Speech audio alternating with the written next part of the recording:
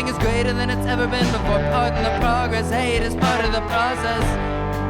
Catastrophic nostalgia and delusions of freedom. I think we ate the last apple in the Garden of Eden. All the masks are off and they don't even try. They know that you know that they know, and they don't even mind it. All the masks are off and they're getting lazy. They think you're so damn stupid. They think you're so damn crazy.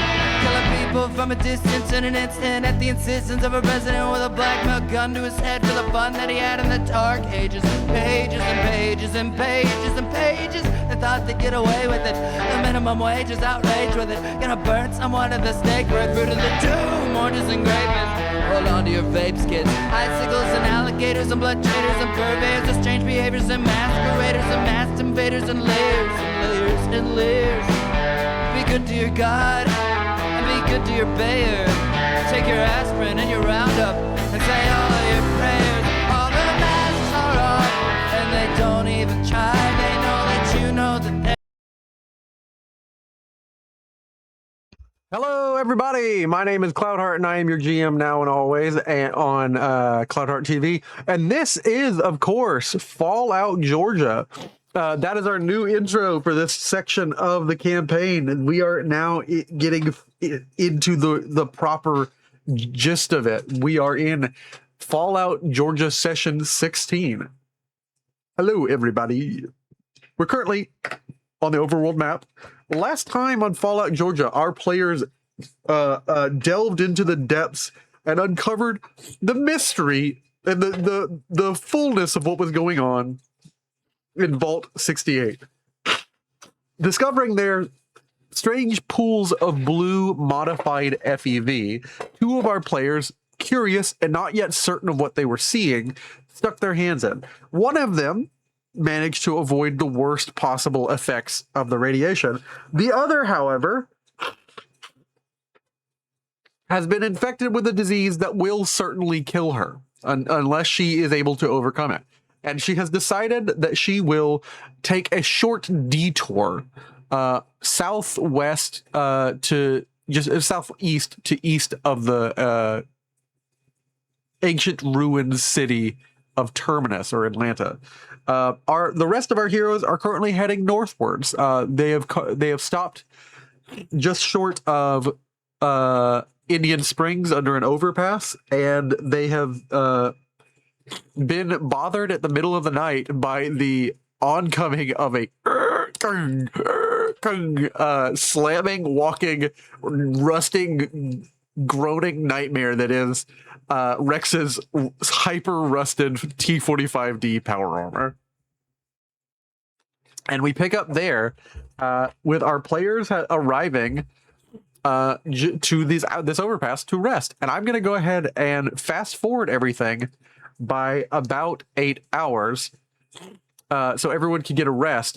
Keeping in mind that, Laura, you have the blue flu. You have the blue plague. The second you take off your mask now, 5 hours have passed, your breath is now a vector for this disease. Did Cloud cut out for you guys too? Is that just me? No. Back in... Just you. Just you. I guess I'll never know. Can you not hear us? Can you not hear them, dude? I can hear them. I can hear them right now. Just you were about to explain the blue plague, and then you cut out on me. They heard everything. Yeah. Yeah, I can tell that. I don't know what to tell you. I better wear the suit until the end of time. What I'm gonna hit you with is if you're gonna be in this stream, come correct. If you're gonna be in these games, come correct. Don't hit me with like while we're streaming, like I didn't hear you. Everyone else is telling me they hear. What am I supposed to do, dude? I was asking if I was the only one who had the issue or not. Jeez.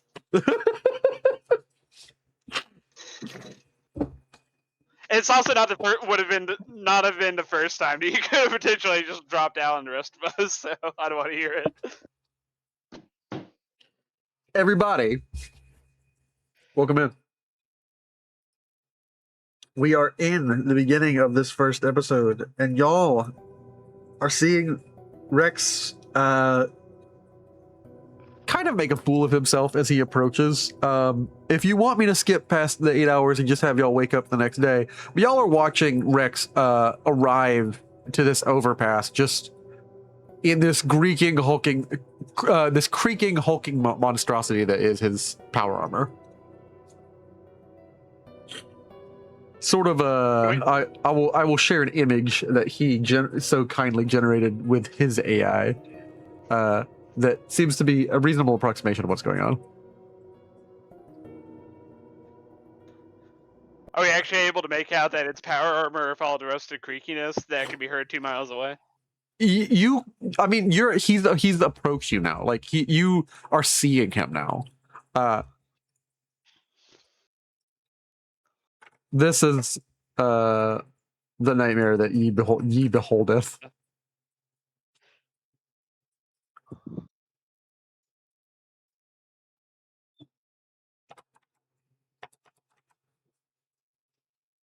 We're all excited, even though we already seen it.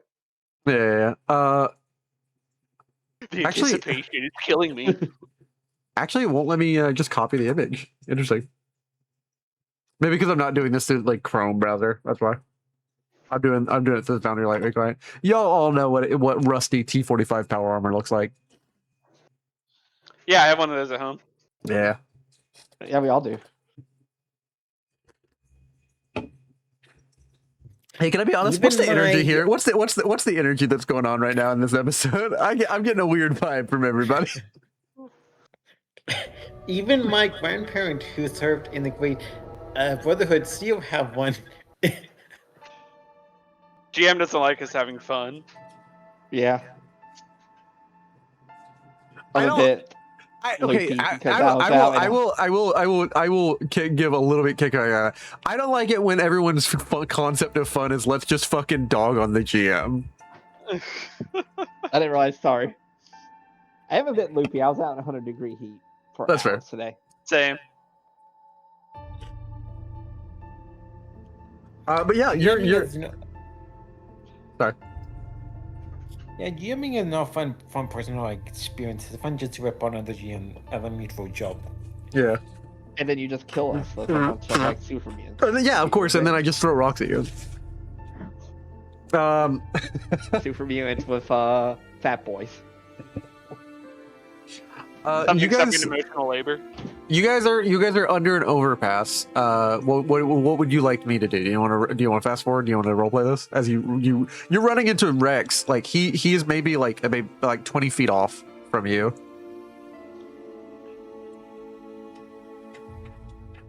Hi guys.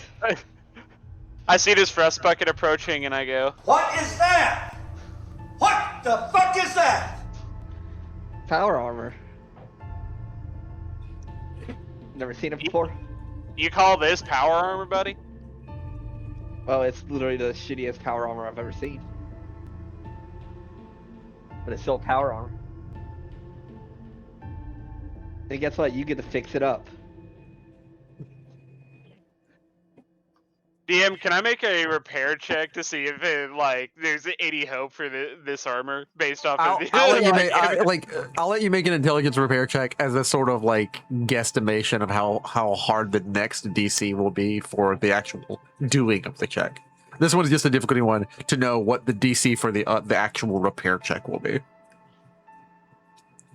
All right, what's the DC for this then? It's a 1. That's what I'm saying. Oh, okay. Like you're basically like prognosticating how bad it will be. It's a difficulty 5, and it will take particularly a large bucket of like elements to like a large bucket of like specific things out in the wasteland to deal with this heavy amount of rust. And that's just dealing with the rust, not repairing any like holes in it either, because it's not like military grade steel is easy to come by out here in the wasteland. It's just like, when you say difficulty 5, it's like, if he rolls like a difficulty 3, does that lower the next one? No, I'm saying Like, it's a difficulty 5 check. Okay. So we'll never get it repaired, probably. And for you to have any hope at repairing this, you need like something to soak the metal in. You need some sort of like thing that you can basically deal with this iron oxide that's on the surface. And then also something to, you know, scrub this mechanically. We need to find a like industrial tub worth of WD-40 to drop And all of this is based on a thing that Rex is presuming. This is if Alan wants to do that at all. Well, Alan's the one that doesn't like to fight. So he should help the one that can fight. Alan's not up to date on his tetanus shots. Yeah. Well, I can abandon it here, and you can go fight everything. I'll stay in the back.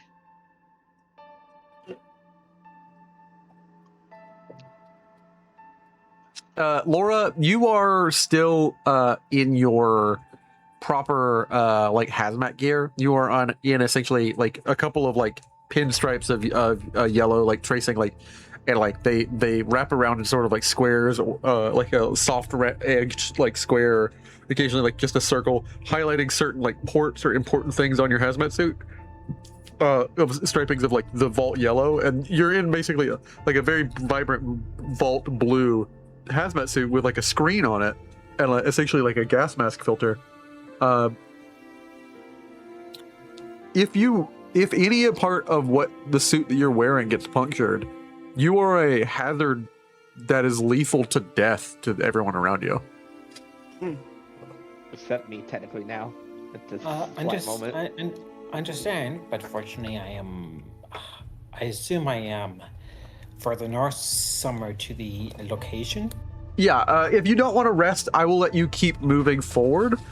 Just assume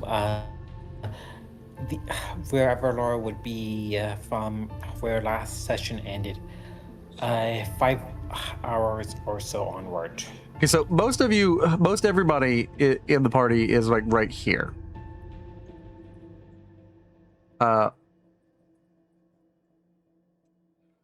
They are essentially maybe like, I'm using the measurement. They're a couple miles off from Indian Springs. Where you've been instructed to head, I'll just go ahead and give like a drawing on the information layer. And I'll kind of make it yellow. Yellow seems to be a good standout color right now.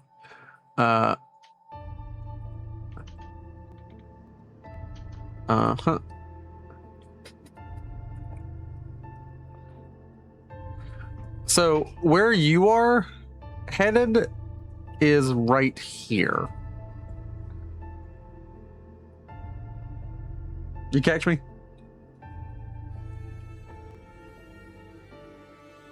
Oh yes. All right, so I'm gonna just to clear things up, I'm gonna drop Laura's token, just kind of right there on the map, and I'm going to just go ahead and decide what your speed is, and just set it equal to what the rest of the player's speed is on this map. Unless, of course, I believe we were deciding about who has the lowest agility, and I'm checking that real quick. Alan has 6. Yes. What do you have, Rex? I got 4. Elliot has 7. Laura has Agility. Laura, unbothered because she has agility 10. Laura will actually be able to sort of double time compared to the rest of you. Laura knows her way better in the wilderness and can move quicker, unbothered by y'all's constant bickering. Yeah, Laura probably know Boy, the what's that area. supposed to be? Laura probably know the area well enough, being a native in the region. All right. In that case, Laura, I'm going to let you travel, but you will gain a point of fatigue, which means you get less AP back when you roll. Okay? Okay. You're going to gain 1 fatigue. You don't have to worry about being dehydrated or anything. You are quenched. You are full. Everyone in the party should be, because they've been in the vault for so long. So go ahead and set all that up for all of you. I will do that same thing for Elliot. She's not currently here today. She could not play today. Put back my food real quick then. Yeah. Make sure to check under your status on the bottom left, and where it says fatigue, you set it to 0 too. because that affects how much AP you get. Laura, because you're not resting, like you will begin to like hunger and stuff as you continue to go on, especially as you're exerting yourself over this night. Let me quick and check, see how far you can get. I'm going to enable Hexploration on your token, and we're going to just check something real quick.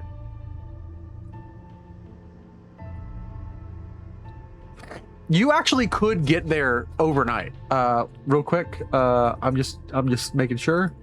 I think you can get there. You can get there in about 2 hours, actually. Like concerted effort, following some of the roads and then just breaking off once you get far enough, going through the wilderness. I need you to make me an endurance survival test. Actually, a luck survival. I need you to make me a luck survival to make sure that you don't run into anything. Okay, luck and survival. Yeah. This is going to be a difficulty 2 check in case if you get any complications, something's going to happen regardless. But if you fail, okay. I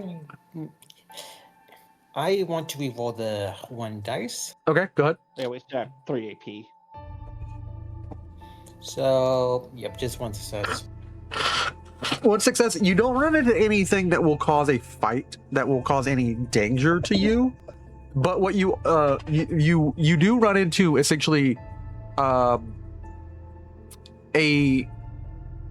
pack of caravaneers, like caravaneers who seem to be very desperate for a customer and are all waving you down, and they almost kind of like crowd you and will not let you get away.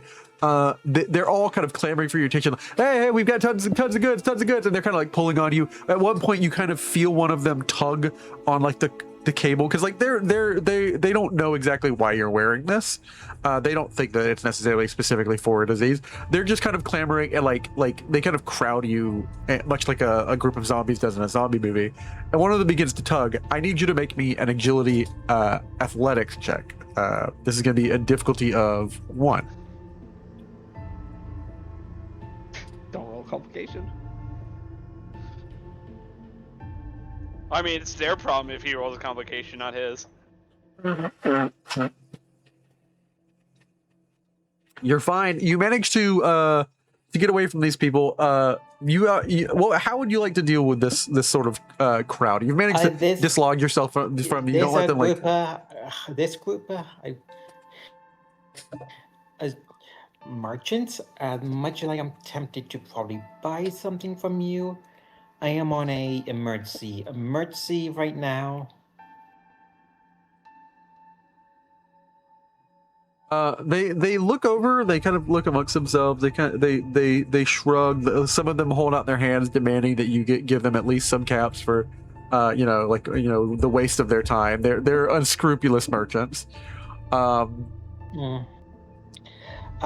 Merchant, unless you want to catch something contagious from me, best to move on.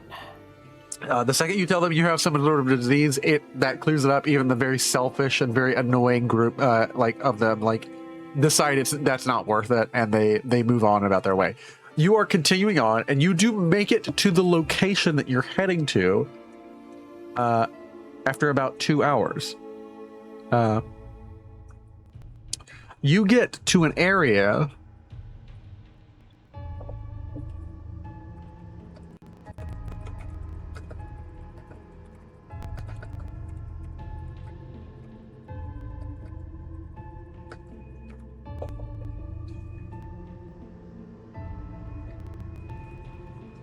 here. This area, for a point of reference, what is around it that Laura would recognize? East of Machiavelli somewhere.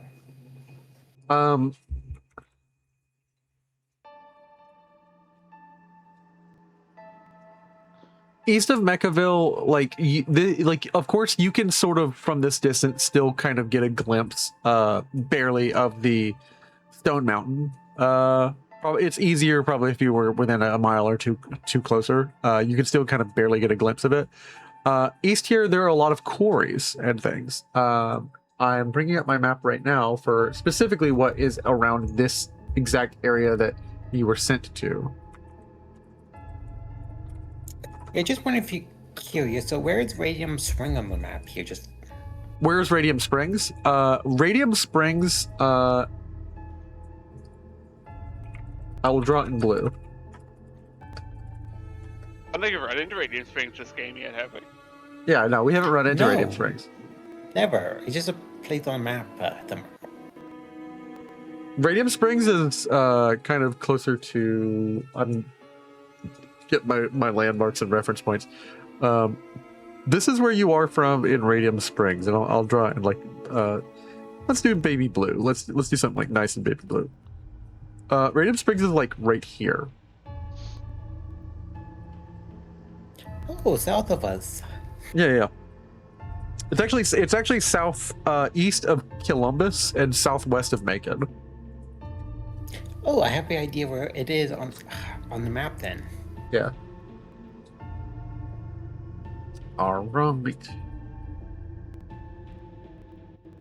And I'm still pulling up my map real quick, my Fallout map.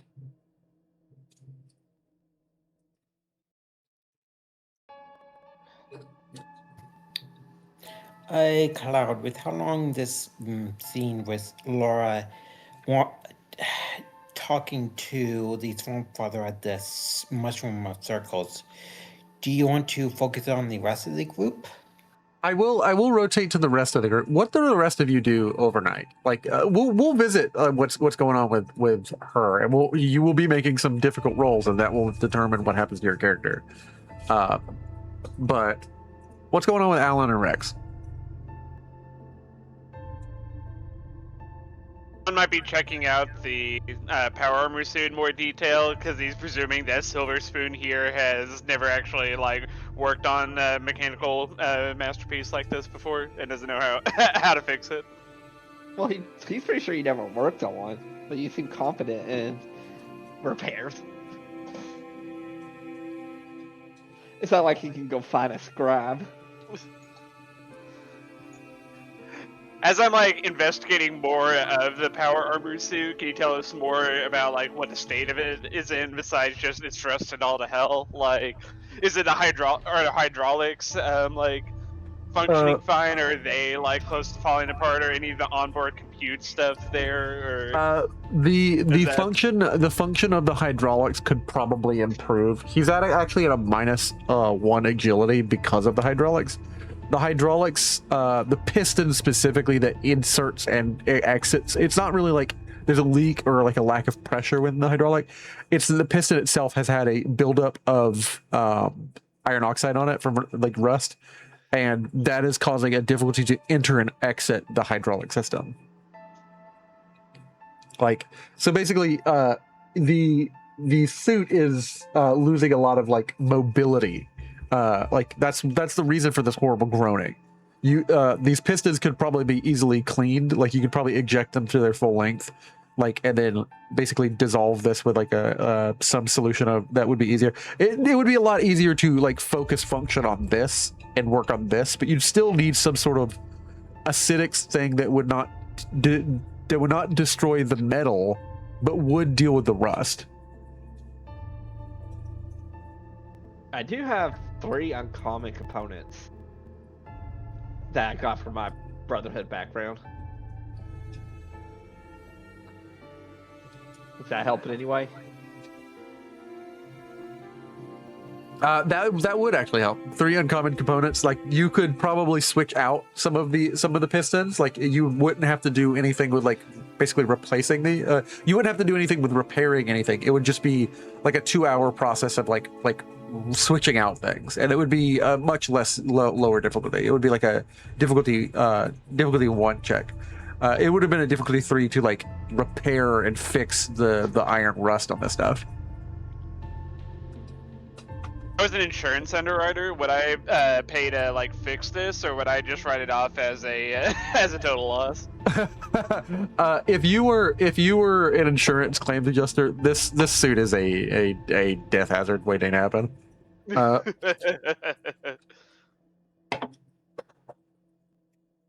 Not often I get asked as an insurance underwriter. The bigger question: would even raiders with power armor If I was this? scum of the earth. Yeah.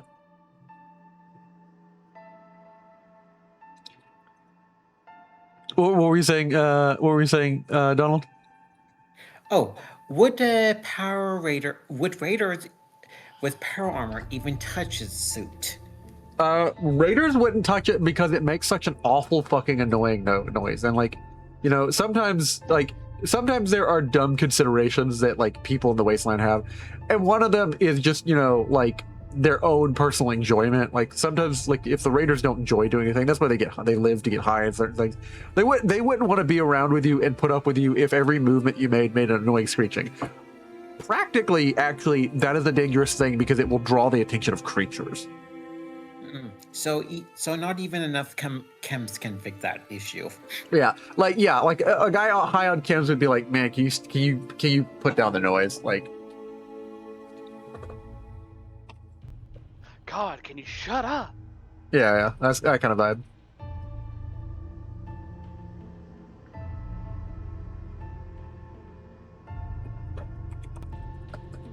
Oh yeah, is any of the compute like stuff? Because I think there's like onboard like processing on most power armors, right? Like, is that at all functional?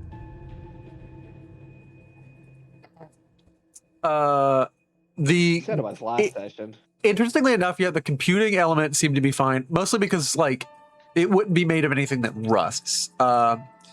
And it appears that the actual physical protection of the armor has like diverted, like a lot of the suit is built in such a way that like even in situations of compromise or bullets, the suit's like internal electronics are concentrated in a way and put into place after much extensive testing, where the average bullet doesn't get through to here, and also it redirects the flow of water around it. So mostly the suit is just highly, like, it's been in a very moisture heavy environment to get this bad, but you know. I love waterlogged like electronics.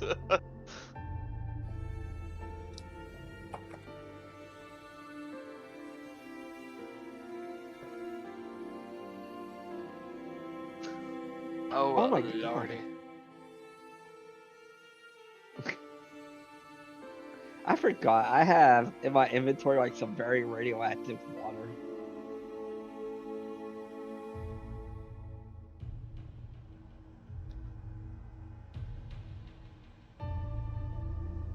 Congratulations. Yeah. I mean, you're already a biohazard, so what's more radioactive waste on you? It was that water from the Children of Adam that instantly cooked food. It's like a microwave. Oh yeah, portable microwave. Yeah, I have that in my inventory. At the very least, Rex doesn't need to worry, mechanically speaking, all the type of different radiation. Although I have to ask now, Cloud, is that water actually interfering with my radio sensitivity? Yes. Nice. Like radioactivity messes with you too, because it every now and then puts off like a weird, like, kind of like click, not really like a Geiger counter, but more just like a weird bip in It's terms like of like it. I mean, you're hearing the feedback of every now and then a high energy particle being emitted, and some of that emission is along the EMG spectrum, and of course some of it comes out as a radio wave. yeah, I mean that's how, like in World War II, a lot of times like the Germans, their submarines had radio detection finders just to know when Allied planes were searching for them with radar. Yeah, you will notice like basically a spottiness in the detection of like the signals that you're picking up and the sounds. Your brain is actually attuned enough.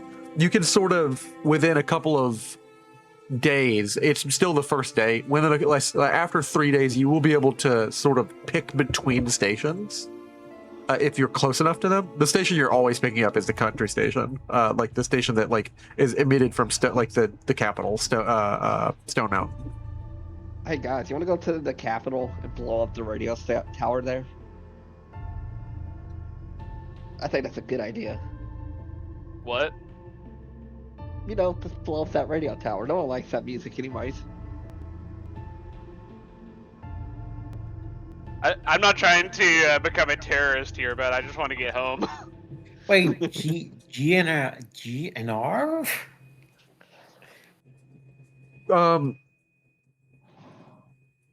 I will say, Laura, Alan, if that's all you guys do, I will hit the rest for the night, and we'll focus on what Laura does in the middle of the night. Laura, you arrive there around 1:40.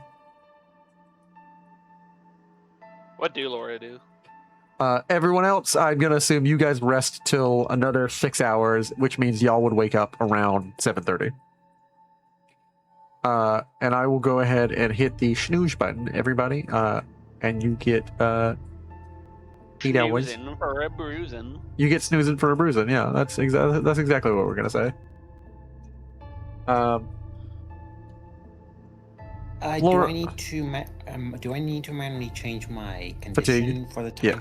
Yeah. You are fatigued, and rather than rested, you are tired. Laura, you arrive around a town known as, just from the stuff you see from walking up, basically from a highway. Like you walk through a series of just kind of cutting as straight a line as you can through a lot of dirt roads, and following a lot of basically less foliaged than everything, kind of areas where a lot was cut back for large power lines, basically the those big massive sort of electrical towers that run across basically a state and make cut a straight line. They cut a line wherever the large power lines are going. You're running transmission lines. Yeah, basically the transmission lines. They're not the power lines or power poles by the road, but they're these large things that they cut a huge swath of forest in order to put these things up. You're walking mostly there. You get off and then start walking on the highway, and you arrive and you see essentially an old kind of beat up street sign that says Covington.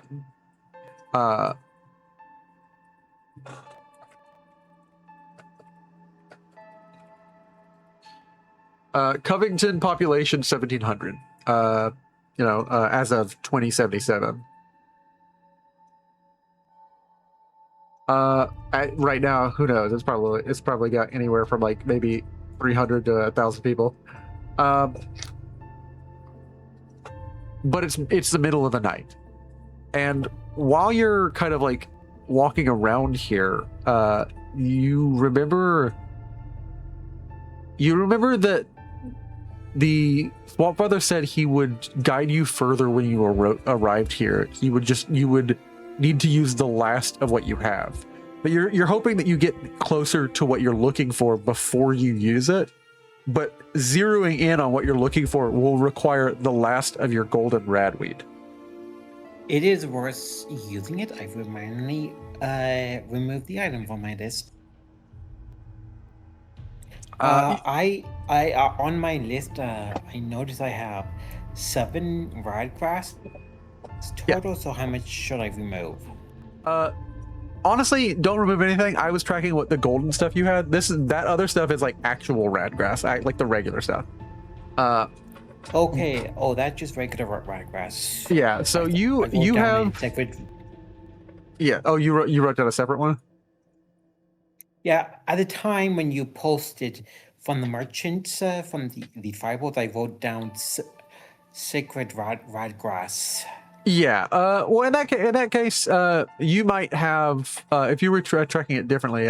I was tracking it, so I'll say you have maybe 1 dose left. Okay. So I would type 1 after this. Yeah. So you should be down to 1 after you take this. Can you roll me a d20? Okay. This is just a flat check. I'm checking to see if you hit something.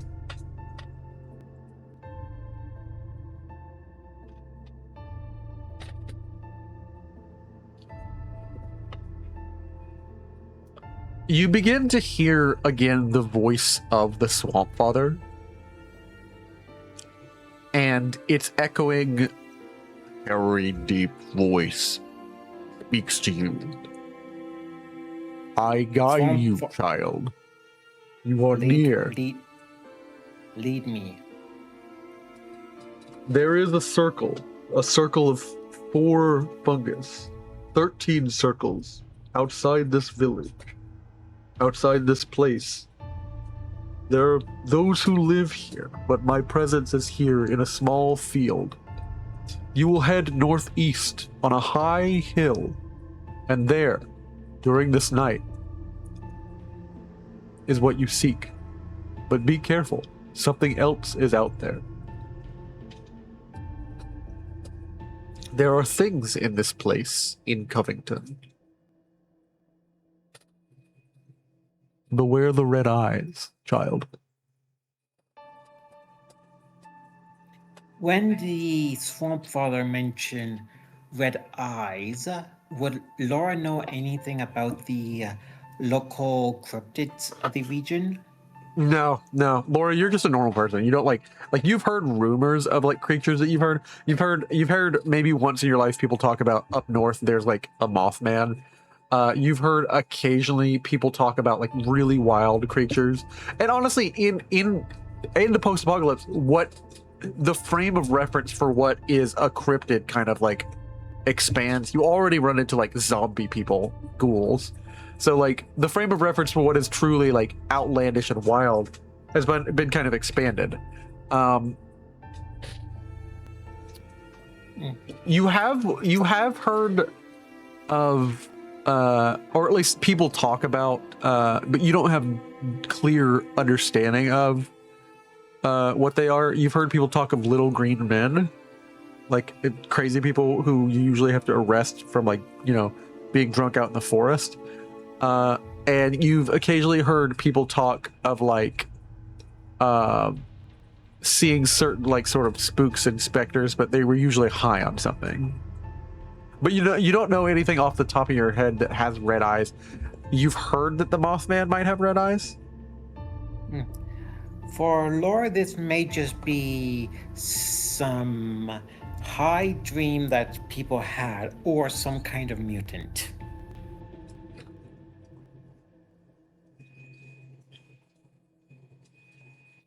Either way, Laura will proceed with caution to the area. You get a little bit. Can you make me an endurance survival check? This is the first of your 3 checks that you need to make. Sure.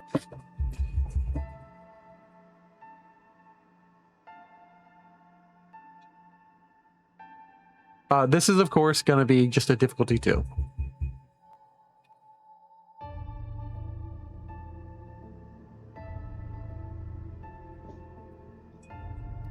I will use a reroll from Fleck on the 19. Okay.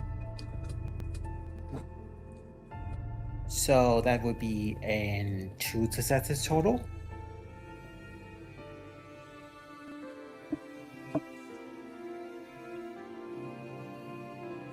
You see something out there up on the hill, like a silhouette of like just a terrifying looking like very hunched backed awful looking creature. Its skin looks very, very pale. It reflects the moonlight fairly well.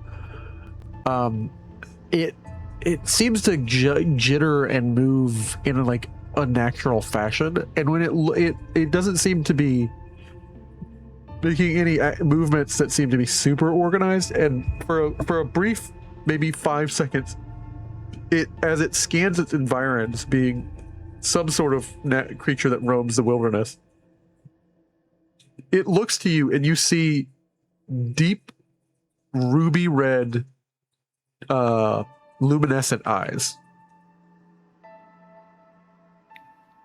Would it be possible for Laura to try to sneak to the direction where she thinks this mushroom circle is? Yes, it will. That will be your second check. rather than like confronting this thing. If things go worse, I'm of course naturally will address that, but I'm gonna need you to make a agility sneak roll. This also will be a difficulty 2. During this time, would it be possible for Laura to look at her personal item from character creation? I have to look up what it is. Oh yeah, yeah. Like significant item for a bonus luck point. Yeah. So your item, I believe, is an old university employee card. It belongs to a Dr. John Smith, who had a engineering master's in robotics. Why you have this, or why this is significant to you? You kind of take a look at it. Why did you end up taking this item? Why is this special to you? Laura, when she was a young woman looking through scavenge and what could be broken down to repair farm equipment, she thought, this item interests her. What is this thing called a university? And why is there an ID for this thing? Is this some kind of an organization she never heard of? There are features on this card that like tell you this isn't related to, maybe you later asked the question, this isn't related to whatever the Ramblers are. This isn't related to their place or whatever was there long ago, 200 years ago, before the Great War, before everything that made the world is the way it is. And you don't really have a lot of features on this, but it doesn't have like sort of the gold coloring and the white coloring that they pride themselves on at the Rambler University. This is a little bit colored a little bit differently, but yeah, this just engineer is all you can make out. Engineering masters in robotics, John Smith, and you see a photo of a fairly plain white man. You take a look at it, and it's just a thing that like kind of calms your nerves because you like to fiddle with it, which you desperately need in this hour because it is 2 o'clock in the morning, and you are seeing a horrific creature which you can tell is not a normal animal because it walks on 2 legs, and it is bigger than a human. It looks like it's bigger than a normal human would be, bigger than like basically 6 feet. And like but it's hunched over in an awful way, and you're even from this distance hearing like occasional noises that it's making, no. But not quite like ghoul noises. It's not like a ghoul. You've heard ghoul, you've heard ferals. This is something else. And you've also never seen a ghoul besides, well, the one you ran into in Macon. You've never seen one besides David that had ruby red eyes that glue in the dark. You have no idea what the hell this creature is. This is definitely some kind of a mutant to Laura self-explanation. Yeah, this is going to be an agility stealth roll, difficulty 2. You're attempting to like sort of you're attempting to basically walk the perimeter around this hill, hoping that this thing does not walk in your direction as you approach the mushrooms that you need. Does anyone mind if I use a party AP for a bonus dice for reducing it by 1? Go ahead. I thought we had more party AP in the last session. We only have 30. Holy shit, you've got a complication there. Wait, throwing? It may be worse to using one personal will luck on the 9. I think you meant to roll survival. It's supposed to be agility survival, which you definitely didn't do, because you would be rolling agility survival or agility sneak rather. Agility sneak would be 11. Yeah, so you would have gotten 2 successes, but you did get a complication. Yeah, it would be agility and luck. It would be 11. So yeah, either way, it would be on. You do get a complication. So let me see. Sneak. We roll the 9. No, you don't have to re-roll anything. Don't spend your luck or anything. I know it would have been under an 11. Like, I'm looking at your character sheet. I see your sneak is 1, your agility is 10. I'm going to ask you to roll a d20 for me for your complication.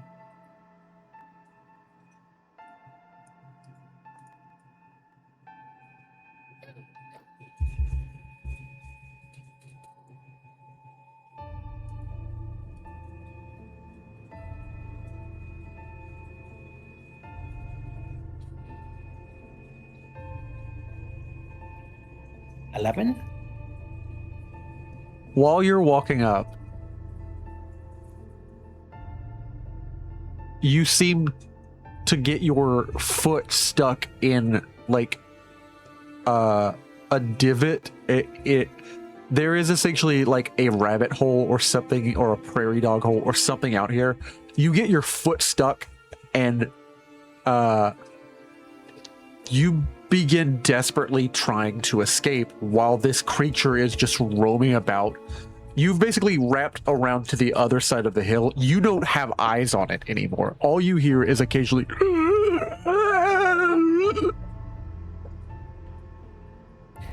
This may be a bad idea, but I am going to risk this. So, would it be possible for me to use a bottle of dirty water to get my foot loose, Totally. potentially in its hole? Okay, Totally. so I will remove that. I will accept you just using that to like unjam yourself. That would just be a loss of an item. Yeah. I won't make you roll anything for that. Okay, I can.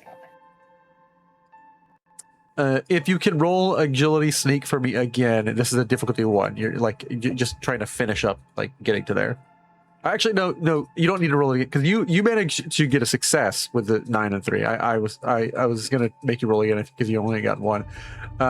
You managed to dislodge yourself. Like you lower enough like liquid right next to your foot. You're desperate. You're like your shoe gets stuck, and you're freaking out. And the water doesn't help as much as you like the slow methodical process of opening this, pouring water down, and like making sure it doesn't. You get the time to calm your breath and move your foot and dislodge it.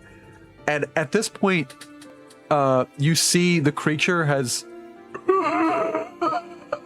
And you hear like a loud, like of something, some wildlife off in the distance, and you see the shift of this creature just faintly. In the dark, you have only a little bit of night vision.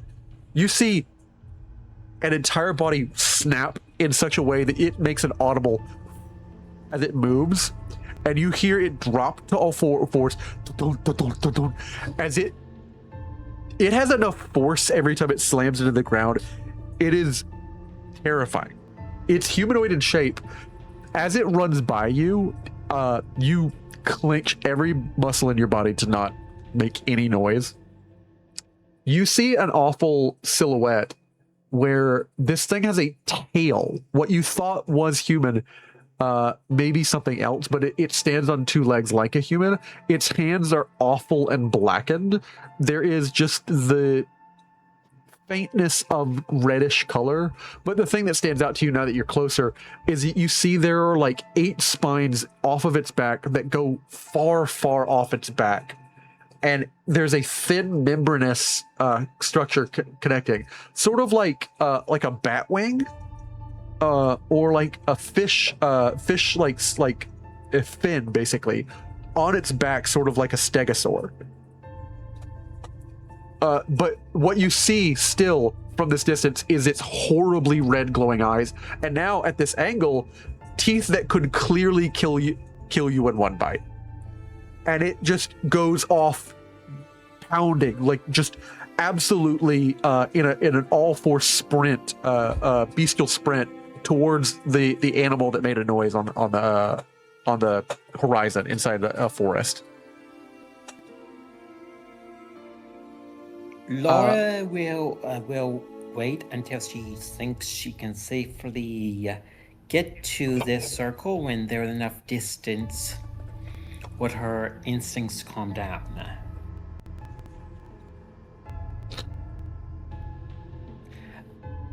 The last thing she wants is this mutant to send her unwillingly against her will to meet a unfortunate end.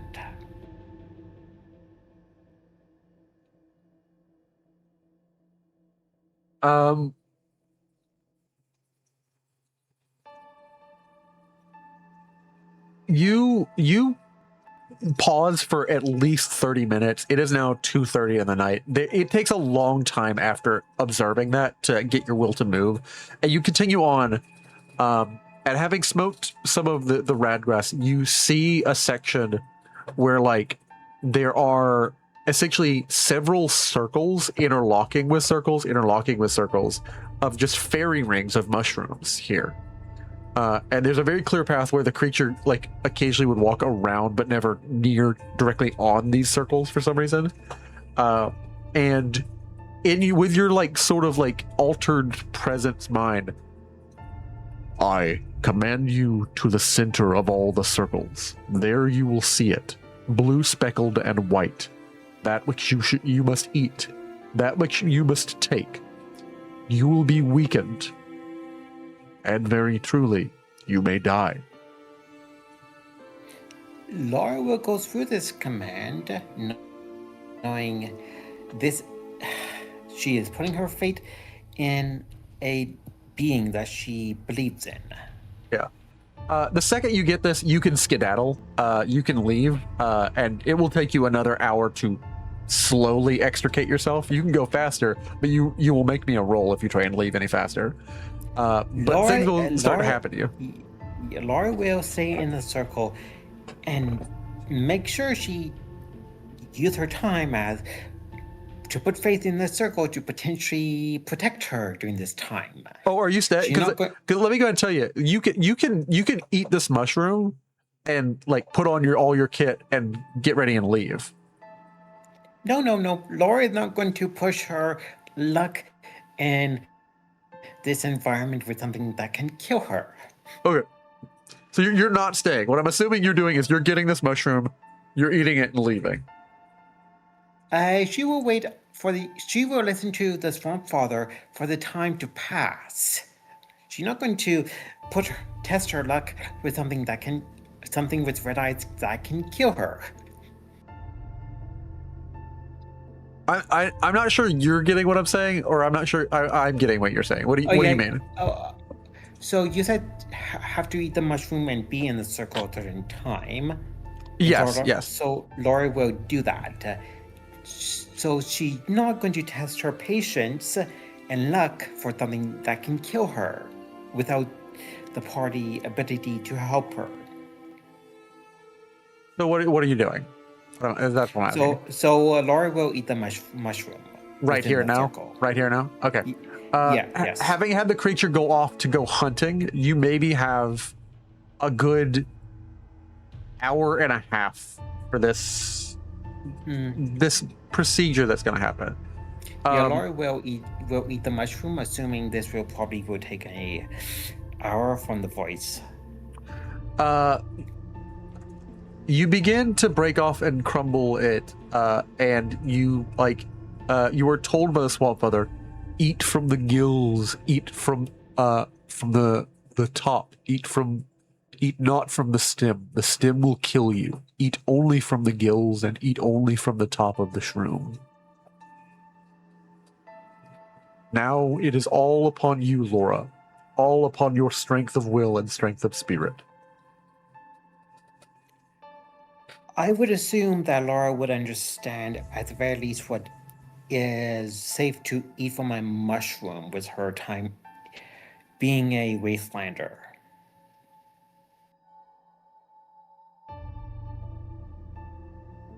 Okay. You go and grab this very faint blue, faintly blue speckled white shroom, and you crumble it, and you take you take just the head of the cap of the shroom off, and you crumble it and begin to eat it. and you lay down in the center of all these concentric 13 fairy ring circles, sort of like the Venn diagram of all these 13. And you notice as you eat it, the swamp father begins to pump a massive amount of like spores out of all these shrooms. It's a heavy, like, there's a couple of glowing fungus out here. There's a couple of other shrooms. There's like several breeds, like maybe like 2 or 3 circles are glowing fungus. But there's other like mushrooms you've never seen before.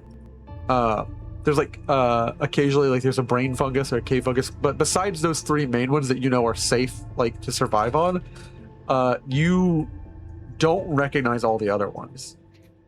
During the consumption of the mushroom, Yeah.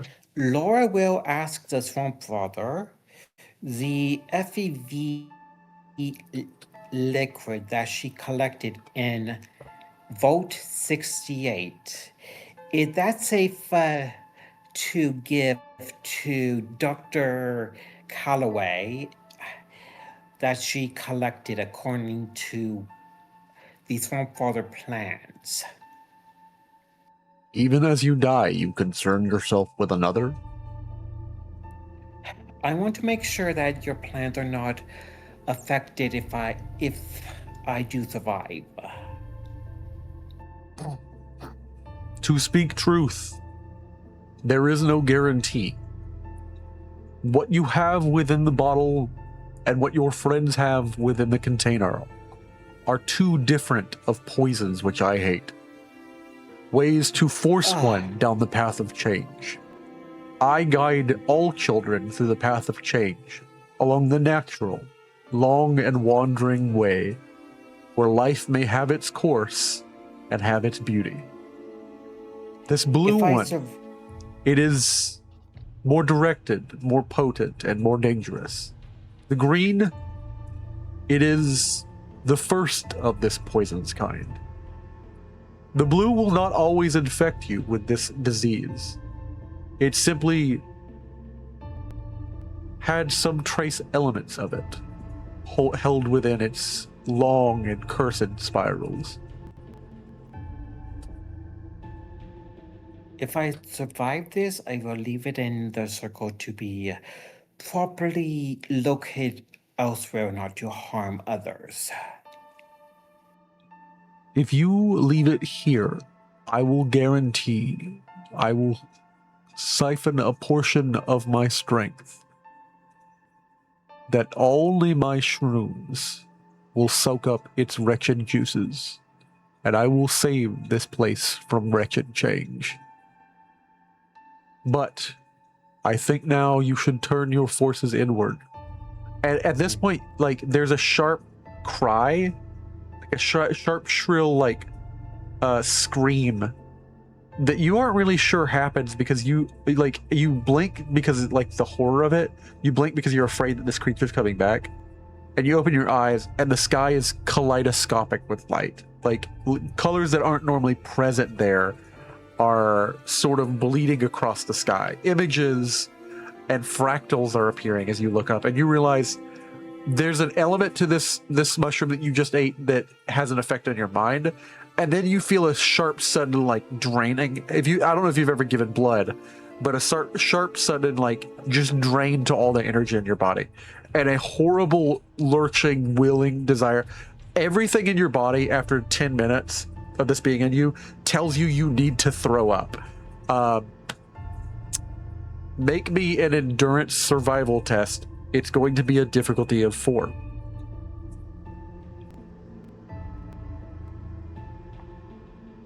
If no one minds, I'm going to use a party AP for this. And honestly, considering your other rolls, you should have 3. So you should be able to buy 4 dice. You should be able to spend all the party AP to go to 4 dice. But that's all you would be able to spend, and everybody would be down to 0. That cool, everybody else? Does That's fine. Burning through all the party AP though. Yeah. Hey, it is what it is. yeah, just asking first. Go ahead.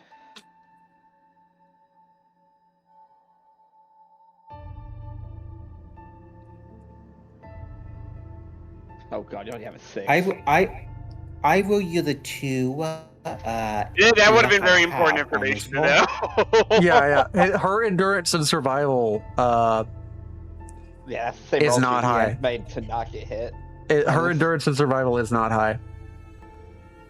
Yeah, I made Laura to be a combat character, not survivalist. So that is a 2. Burned all of our party AP on a TN6. Okay, what's gonna start happening? Laura, you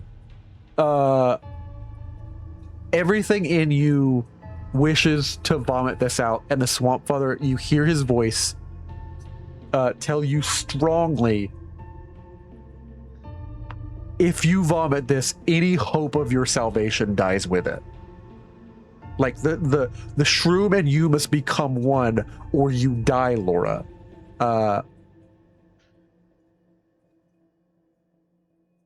But everything in you is listening to that desire. Roll me a flat check real quick. I need to see if you hit above a 10. Roll me just a flat d20. Okay, just a flat d20? Yeah. I need to see if you hit above a 10.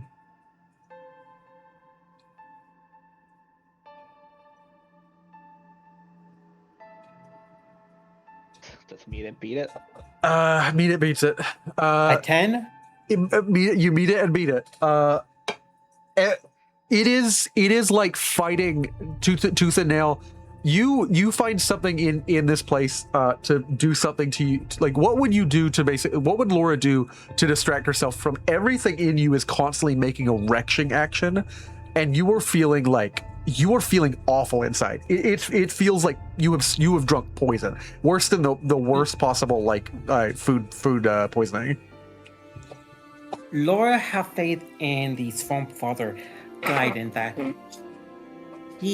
that assuming it's he knows best. Cool. You have faith in him. What are you physically doing to help yourself? You are experiencing essentially like a horrible, basically like mushroom poisoning. Laura would unconditionally try to puke this thing out, knowing this is a life and death situation for her. If she doesn't puke it out, she dies, and she pukes. She will survive somehow with other way around. Other way around. If you vomit this out, you die. Okay, yeah. So, not vomit it out. She will survive, and puke out. She will die. Okay. I'm not getting quite any info from you on it. Like, are you like covering your mouth? Yeah, that's what he's trying to get at. Like, what do you do physically? She will cover her mouth and condition her body not to puke. Yeah. Laura, desperate to like defend yourself, you've been laying back at the stars, and after a while of looking up, you were like just a couple seconds, it was too much. And with everything else that's happening to you physically, there is the will to like defend yourself against the creatures of the night and like just the wildlife. But right now, everything is trumped by just the intense experience of being poisoned to death. You curl over completely, just like making yourself as small and like sort of, you are knelt down on your knees, like feet folded under you. You are clutching your knees. You are turning into essentially a human rock, knelt as far down as you can, and one of your hands is just jammed, clawed over your mouth.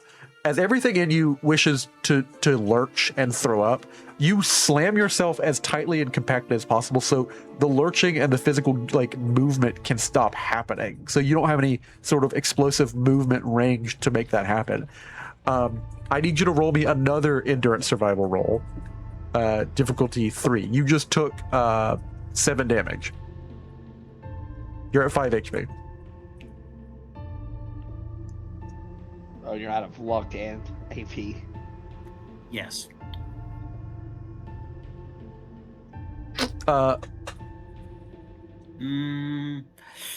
Nope. No. Laura, roll me another d20.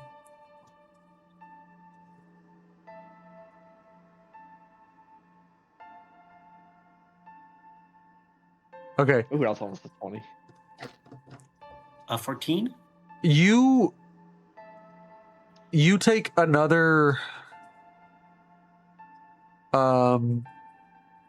you take another 7 damage, and that will put you to 0, which means I'm gonna need now what would be a death roll, as you will finally make your endurance survival test while you're in your death state.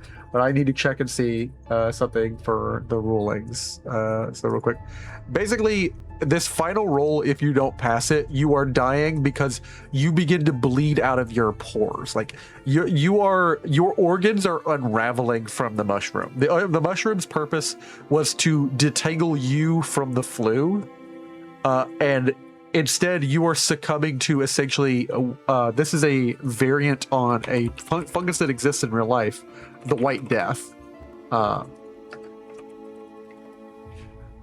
It's called a destroying angel mushroom. Destroying angels are literally the most toxic mushroom in existence. They are also related to death caps. What happens is that they cause the ability for your DNA to hold together to unravel. And what that causes is widespread, sudden organ shock and organ failure.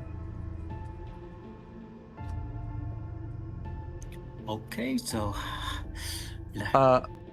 you are somehow against every will holding back throwing up, even though there's a pooling well of like bloody liquid in your stomach.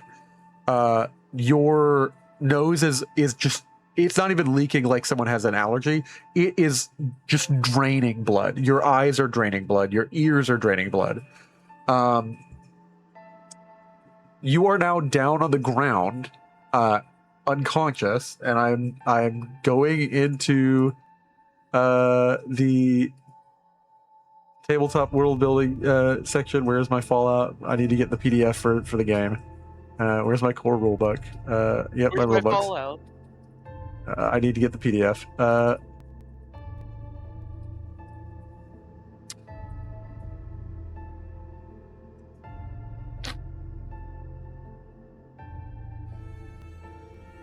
Come on, load.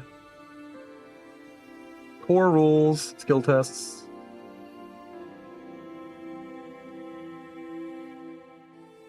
Dying. There we go. Dying is something that happens to us all. Dying is something that happens to us all, and I'm going to switch music.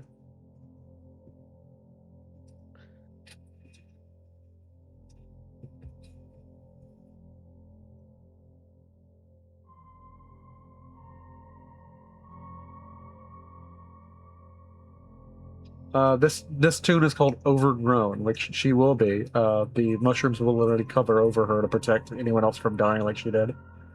And you will give birth to the next one of these mushrooms if you die to it. Oh, you have a child now, potentially. potentially yes. Treating injury, death. That's what I'm looking for. Death. Is this death. how you're expecting to have a child? Dying. Nope. Since you've gone down to 0, you have one injury. It's in your torso mainly because it's in your stomach. And you need to pass an endurance survival test to just not die right now. And then another one, I will tell you the difficulty of the next one. The first one right now, you're just making this is base rules. You are trying to overcome the fact that you are hemorrhaging blood from like organ shock right now. Alright, survival endurance. Hope I survive this. What's the difficulty? Nope. Failure. 0 successes.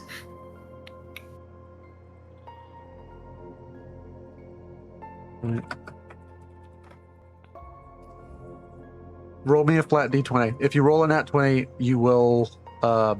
There is a fucking chance, like there's a snowball's chance in hell that this happens, but Also close. unfortunately, no. Laura, You are alone. The pure, sweet taste of the innocent sky above you gives way to a blood-filled set of stars. Your eyes and the sight of the horizon is swallowed by the blood which pools in your face as your liver slowly dissolves, and your stomach, and your lungs, and your heart, inside out, in a lingering agony which takes 30 minutes to kill you. And your adventure is over. Laura, you die. And true to his word, the Swamp Father immediately disperses a massive, beautiful... You can't see it as clearly. Your eyes are pooling with so much blood.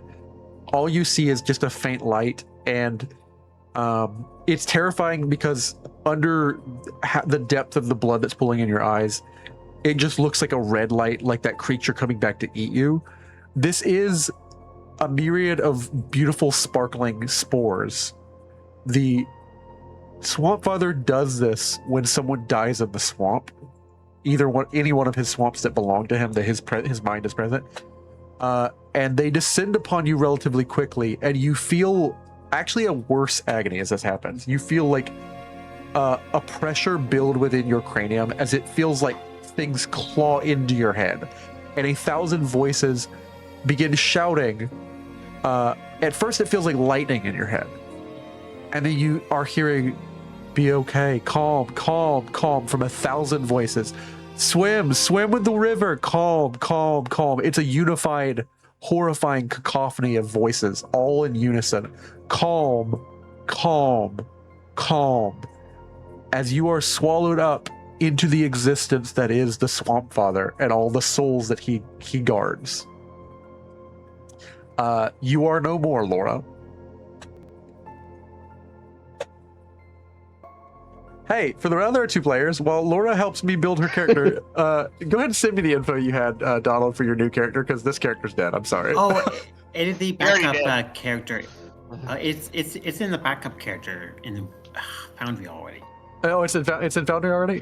Cool. Oh yeah, Peter the Supreme Mutant in the non-party section of the section in the player actor section. Cool. Can you send me a short description? I'll get some artwork for you right now. So you won't be irrelevant for the next hour or two. I don't want to leave you. A green nightly. No, cool. I get it. But can you send me can you type it out and send it to me, because I need to search it. Well, Dang. We wake up, it's like, I wonder how Laura's doing. Yeah, y'all have no idea. Laura said if she did not meet you within 2 or 3 days, she is dead. And unfortunately, your friend dead. Friend dead. Yeah.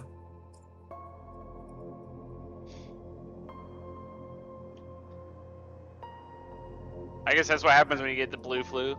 Yeah. Yeah.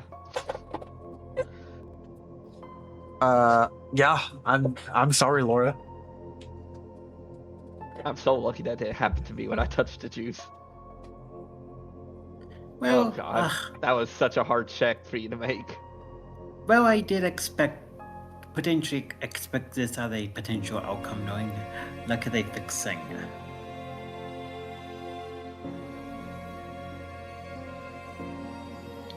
At the very least, this is not a first edition Dungeon and Dragon of lethality. I should have gotten that. I should have gotten the music that plays whenever a character dies. What's the? Here, let me go find it. Let me go find it real quick. Let's all enjoy this moment together. Enjoy. I'm sorry, dude. Enjoy. That is rather morbid. Somebody just died and you're laughing. Yeah, he's dead. Yeah. He's dead. GM. He's dead, Jim. This is the second character that died on my clown campaigns. Yeah. The last one happened the last session of jail. This is Donald's second character that's done. Yeah.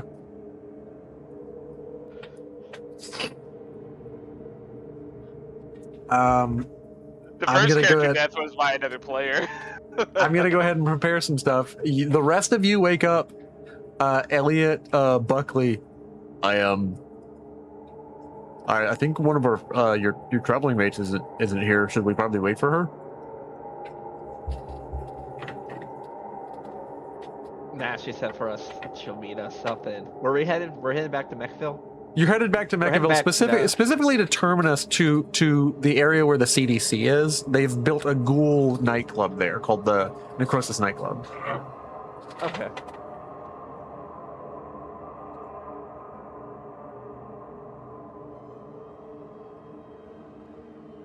And she said she'll meet us up at the, I don't know what y'all called it, Necrosis, right, Alan? Yeah, that place. I never been.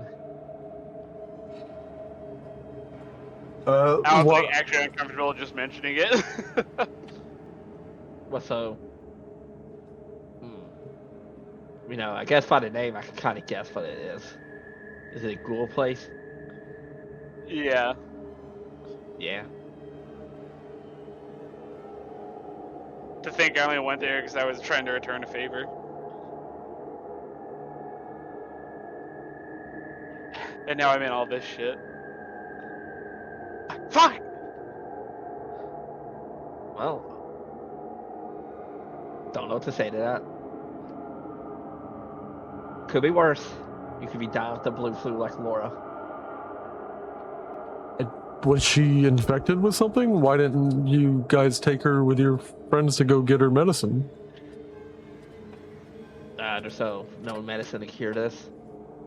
Why don't you just consult your geneticists to find one? Or what genesis is he talking about? He's talking about the Buckley is doctor? operating on like the knowledge that he has. He's lived in a society where anytime someone got sick, they just cured the illness. Okay, I'm sorry.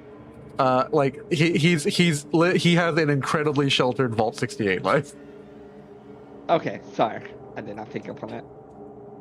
It doesn't work like that up out here, Buckley. Well, how does it usually work? You go to a doctor and hope they can heal you. And usually out here in the wasteland, unless you're part of some major civilization or faction, the doctors aren't the best, unless you're lucky, of course. Well, that's okay. We have Duchess Can of Coke. We probably have the best doctors, right? And he looks over to Alan.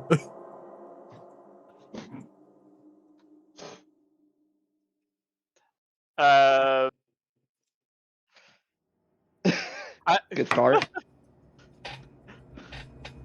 Yeah, I'm trying to. I actually don't remember if Alan actually saw the shenanigans with the doctor in the in Mechville or not. No, that was I already forgot Tyranny's character name. Jezebel. What's her name again? Jezebel. Jezebel, Pennyworth, and Thad. So no one that's here. Yeah. How convenient. Is there anything other super special about your new character, Donald? Besides what you've sent him, is there any like skill that they're particularly super specialized in? I see. I see. Okay. These two skills. Okay, cool. I got you. Yeah, I got you. it is just would be physical related skills. So repair, athletics, and melee being a super mutant knight.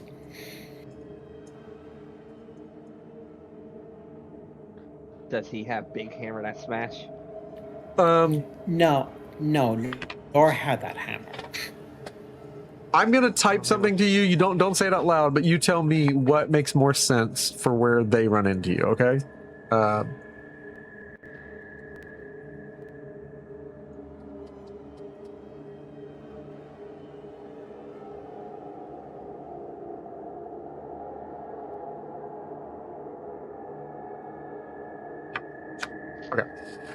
I'm gonna type a real quick question to you. This is always to keep players, you know, a little bit guessing and like, you know, to have the fun of when we run into the new characters, so it's not all spoiled for you.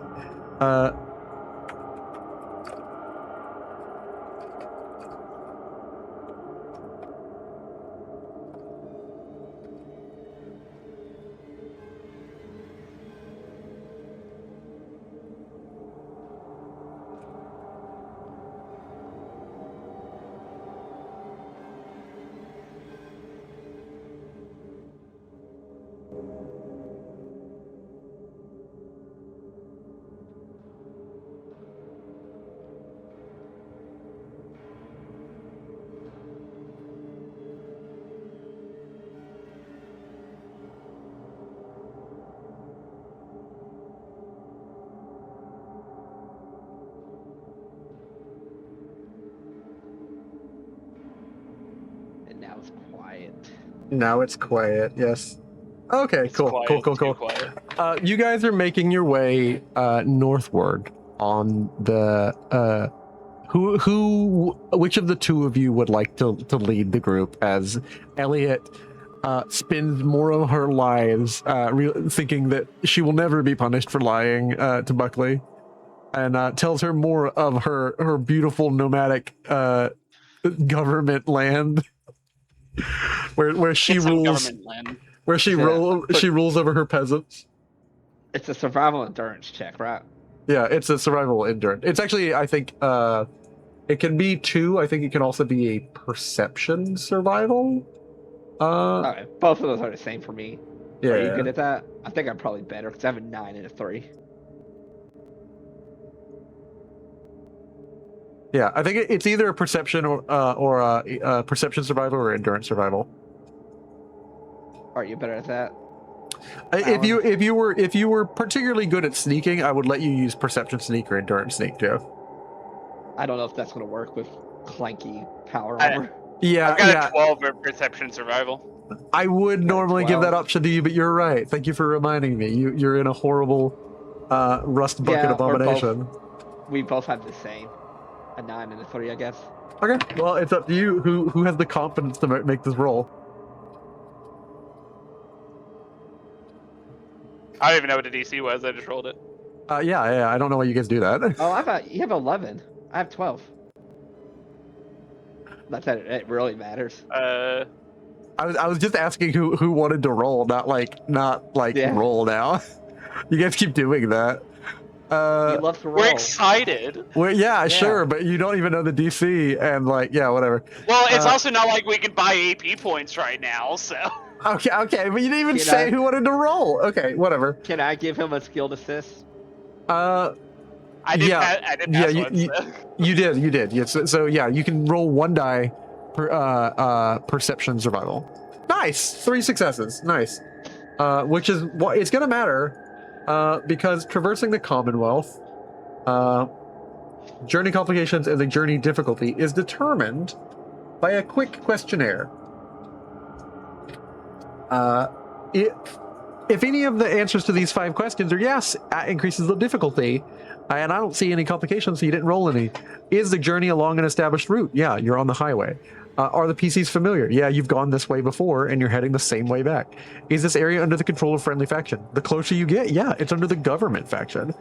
Has the group been given good directions, or do they know the prominent landmarks yeah. So it was only like a difficulty 1. So get 2 AP back. Nice. And I am going to switch the music as it's a little bit more relaxed, as we're going to switch from the eeriness of Fallout 1 to more of just kind of a downturned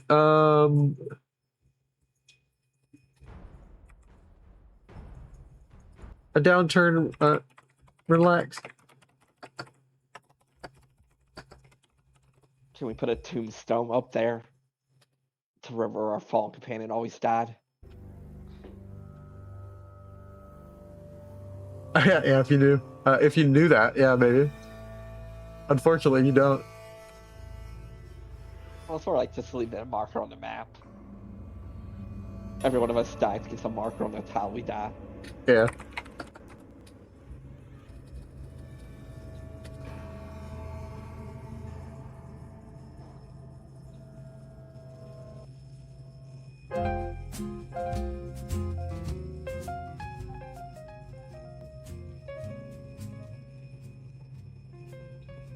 Hey, Gidget. And you guys continue onward. Let's see here. As you continue on the road again. Let me see how long that will be. 4 hours. So y'all travel upwards.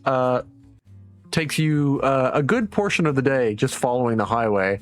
Y'all get to about like 3 o'clock. You're still outside of Terminus, but you're getting to like the suburbs and stuff.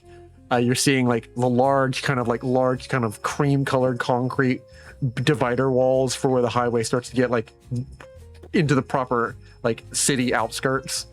And then actually getting to Mechaville. Mechaville is the first stop you kind of get to on the road towards Terminus. The CDC area is probably about here. Do you guys stop off in Mechaville? Or you just head straight towards the CDC? Do you want to stop off, Alan? We can maybe do some shopping. I need some water. I don't know. Alan's in kind of a bit of a rush because he knew that it was gonna take the vaulties a while to crack the code, so to speak. So he doesn't know how long it's gonna take the crap. What's her name? How long it's going to take the doctor of the necrosis? If you don't know her name, that's Calloway, fine. I think was her name. Dr. Calloway, Rhonda Calloway. Yeah. Yeah. So Alan doesn't know how long it'll take Calloway to figure things out. 'Cause I don't think she mentioned like anything to us about. I think they were trying to figure out how to replicate ghouls, and I'm essentially asking for the opposite. So. Yeah.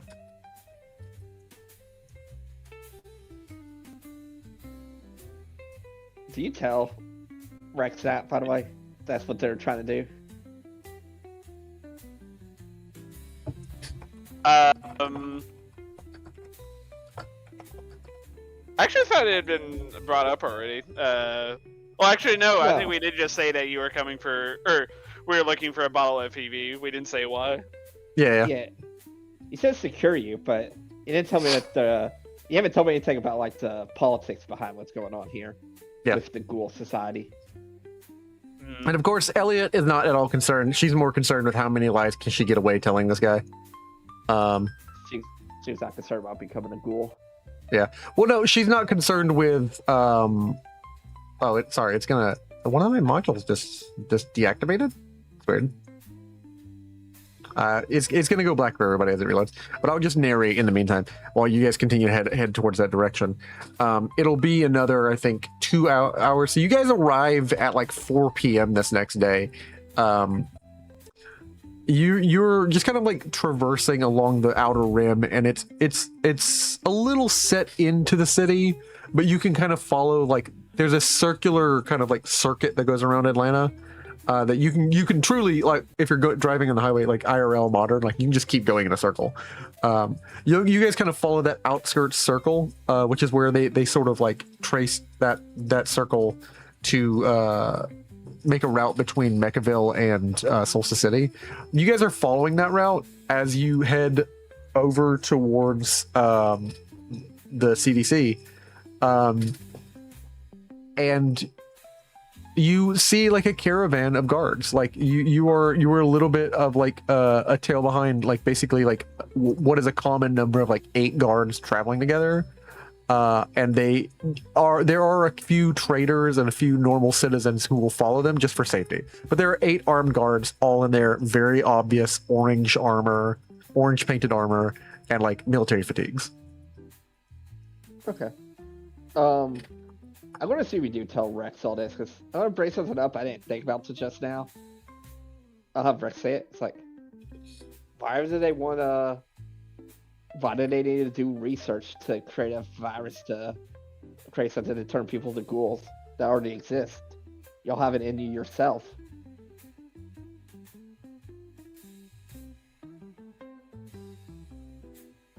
Look, I don't know, dog. I would say I work here, but I don't even work here. It was supposed to be one. Are they trying Fair to enough. replicate the FEV? What are they trying to do? I don't think Rex actually met Jezebel, did he? He didn't. I don't think so. No. Yeah, yeah, Alan will say he was repaying a favor with somebody, helping to deliver something in town here, and apparently FEV junk that I think Laura actually broke, now that I think about it. And No, I thought it was Jezebel. Yeah, it was That's Jezebel who originally owed the favor to the people in the Close Club for failing. well, sure, that might have been what delivery. actually happened, but Alan doesn't know that. And that'd be like Rex can't Yeah, correct I him. So, Yeah, No. Alan was at the club. But no, and what it's I'm not, getting it's not at- like Laura can defend herself now, so Alan's gonna No. continue I to would have lie. gained knowledge. I would have gained knowledge streamline at it. But what Rex is getting at is why do they need to have someone researching this when it already exists and they know it exists and they use it against you? Do you disclose to your courier why you need the package that you ordered, or do you just ask him to deliver a package? I don't think you get what I'm asking. Have y'all not thought about this question? I don't even know what you're talking about. I'm the GM. So Okay, you so- might be getting at a bad The- conclusion. So the gang, that gang is paying that scientist to create something to create ghouls, turn people into ghouls. They're to actually cure the ghoul problem. Wait, they're trying to cure it? Yeah. Oh, I thought they were like. The ghouls gang is that wanted asking turn them to everyone make the gang is asking them to actually make one that causes it, and she's been hiding that she's arrived at that conclusion. She's Yeah, that's what solved I'm that talking problem. about. Yeah. But that exists already. Yeah. And apparently they had it to shoot you. Yeah. Because y'all are turning into ghouls. So I'm just thinking, why is that gang asking something that already exists? Are they just asking to recreate it? The gang doesn't know she's finished it. Do they not know that the FEV exists in general? Oh, they know the FEV exists in general, but they want an FEV strain that always causes someone to be a ghoul. Okay. But I guess the question I'm asking, because I just thought about it, is the Japanese people have that, right? Yeah, they have it. had Yeah. one that's... Okay. You know this from the scenes where you were present, Chase, because I think you were there at the beginning of the campaign, or were you not? I was. You were. They are not on great terms. Like, that scientist is not on great terms with what is clearly an aggressive gang who is like putting her under their thumb. Yeah, I remember that. I just couldn't remember if you ever brought up the fact that the ghoul FEV kind of already exists. Yeah. Okay.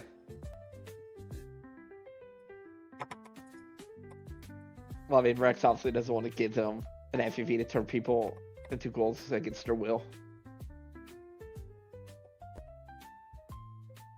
But I guess let's continue. You guys make it out to the Necrosis nightclub. You guys are walking. You kind of wave off at the guards, and they kind of split off from you. Do you wait any kind of period of time outside of Necrosis nightclub? I mean, kind of hoping that Laura meets up with you. I feel like we would probably still go inside and get the process started and wait Okay. for her in there. Okay. You guys head on in, and I'll go ahead and get that map for you. Unless Alan wanted to counteract that. Yeah. You do? Put into necrosis. Yeah, do you want to head in and would we just... I think that makes sense. We would just head in, get the process started and then wait for her to come. Yeah.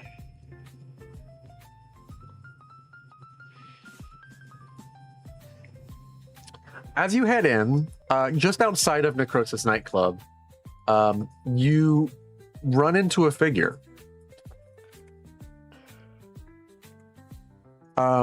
You see, for one, you get to outside of Necrosis before you even enter the building, and you have a sudden recollection. There's outside of Necrosis, like basically is like a sort of like a omega shaped like arc, like a sort of like semicircle that's mostly finished, but it stops at the beginning, kind of like a little like walkway that you can walk into. I don't know if you've ever seen it, like a stone amphitheater that's outside. It's meant to be like sort of circular or almost completely circular that you can like walk into, where people will sit and like someone will stand in the center and talk. And around the edge of that is a bunch of flags, old ancient flags. And up by the sign, like they've kind of busted out and destroyed and replaced and put their own signage up where it used to say CDC.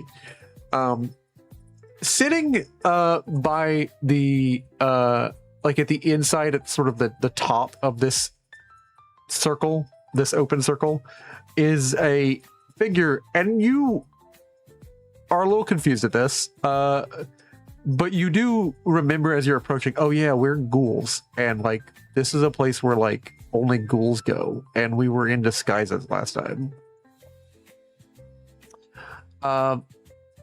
That gets offloaded with the fact that what you're looking at as you approach like is a green colored guy, and like as you get closer you're like, oh okay, not like ghoul skin green, because occasionally it ranges from like straight up green, glowing wood green, to like faint green, to like, you know, like black and red. You know, the skin colors of the ghouls ranges. You get up close enough, this isn't a ghoul. Like as the sort of optical illusion of it fades and you're close enough to like the size difference, this is a super mutant just sitting out here. Alan, you know that super mutants aren't like shoot on sight for you. Like it's not unheard of. It's just very rare. Like a lot of super mutants are aggressive, but like any super mutants that are cognizant are technically protected under DTA law, just as ghouls are. They're ostracized. They're treated badly, but Didn't you tell me that that's kind of similar with the Brotherhood? That there's some super beings that they permit that are not violent. no, they will permit non-violent ghouls. They hate super mutants. The Brotherhood hates super mutants. Okay. Well, Rex Hat will pull out his gun but not like point it threateningly. Just have it out at the ready. And I guess Cool. power armor. Cool. Well, this is a figure that you see just kind of sitting in between what would have been a bunch of pre-war government flags of like the coalition of a lot of pre-war governments. You see this super mutant just kind of holding his equipment. He seems to be kind of in like rusted kind of raider armor, raider metal armor, but like sized up for a super mutant.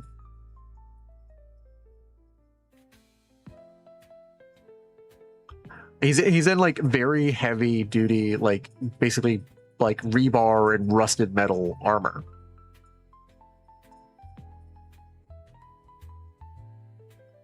How do y'all approach?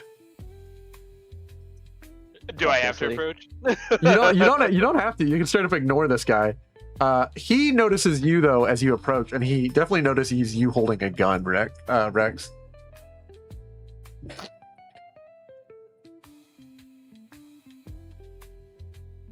Laura, you are no longer present in this campaign. Okay. I'm gonna switch the character, but and the art and our overlay, but I'll do that for next week. That's okay. Do not shoot. Peter, come in peace.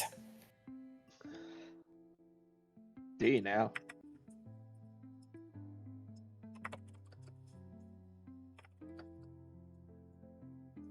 Peter, hear God of a voice of God. on quest to kill tyrant. Well, that's comforting. He'll look to Alan. Do y'all normally have super mutants just sitting around? I don't think so. I've If it's heard a that. There ain't any in my village. yeah, if it's relevant around Peter's neck, yeah, just for his personal trinket, it would be a vote-approved Christian cross.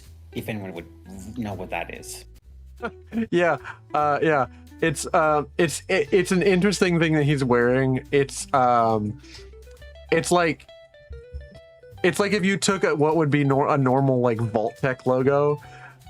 It's like not a cross by itself, not just the silver cross like a lot of people wear like in New York and all over the place in the South, like, you know, silver or gold cross, just a plain one. Like sometimes it's a style thing. You know, people in Japan wear them all the time. It's a black symbol of a cross inside a silver like Vault logo, like the cogwheel of the Vault-Tec. Like that's Vault-Tec's approved Christian symbolism. Mm-hmm.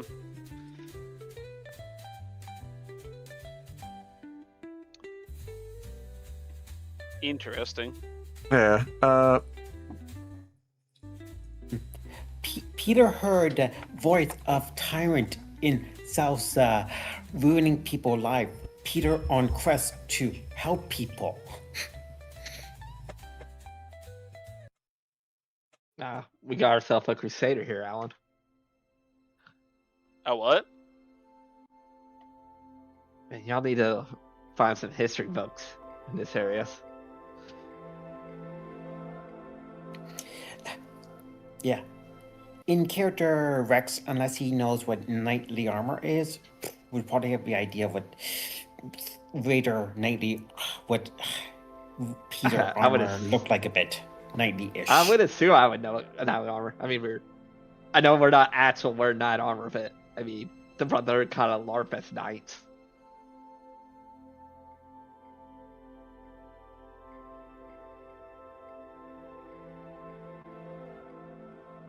So your armor looks like, you know, it's trying to look like a medieval knight armor.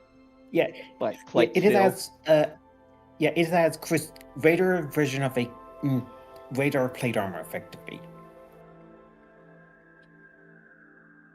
Russell, listen, Alan. I've heard some super mutants kind of go a bit nuts. Actually, we did meet one that went nuts, didn't we? The one that thought he was Santa. This one thinks he's a knight from thousands of years ago.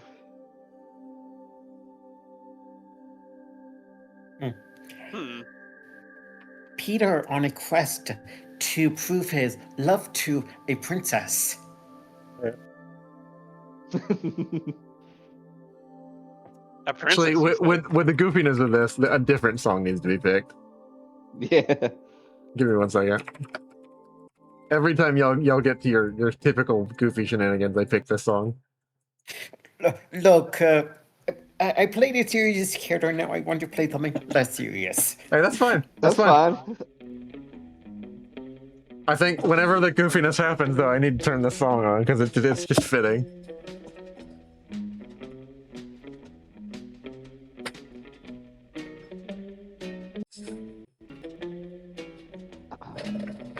Yeah, I'm gonna fix the artwork since you've informed me of this. He's in like two kind of pauldrons. Like this is essentially like a Wastelander's conceptualization of Knight's armor. It's a bunch of like sheets of like clearly beaten, like in the way that they used to make bowls out of like brass or copper, beaten a lot of times by like a peen hammer until it's shaped properly. There's just a bunch of little dents like all over till it kind of has like a really nice like texture of just kind of like being spotted. And in the center is like a really roughly drawn cross. Except it's not so much drawn as someone like basically burned it until it was black, the metal. So it's not like someone painted it on. Someone just held fire until it kind of like discolored in the middle in a real rough cross shape. This man is essentially a super mutant who's in like crusade armor, but if it was all rusted.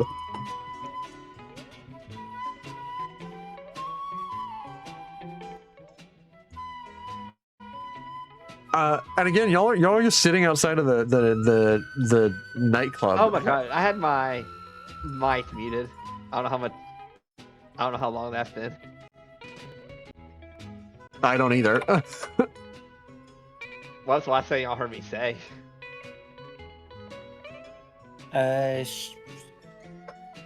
Something about aiming your laser rifle.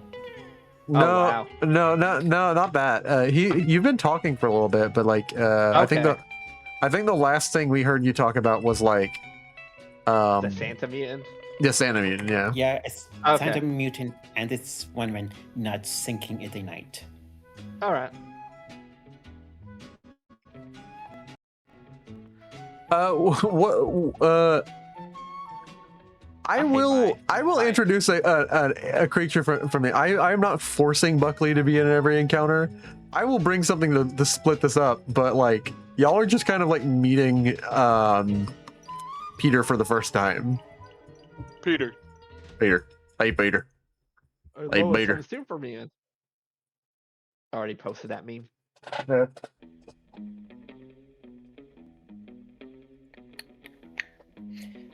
Peter want to be friends.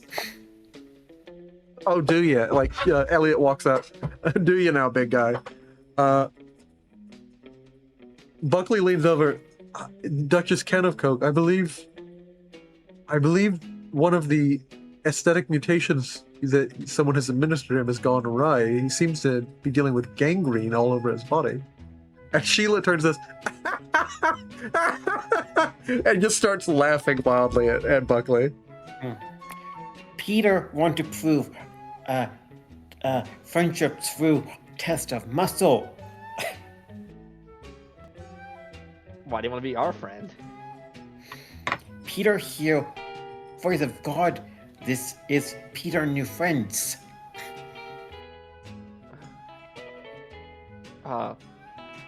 You and Laura might get along so fine. She hears the voice of a swamp father. You hear the voice of God. This is not that being, I think. Different God.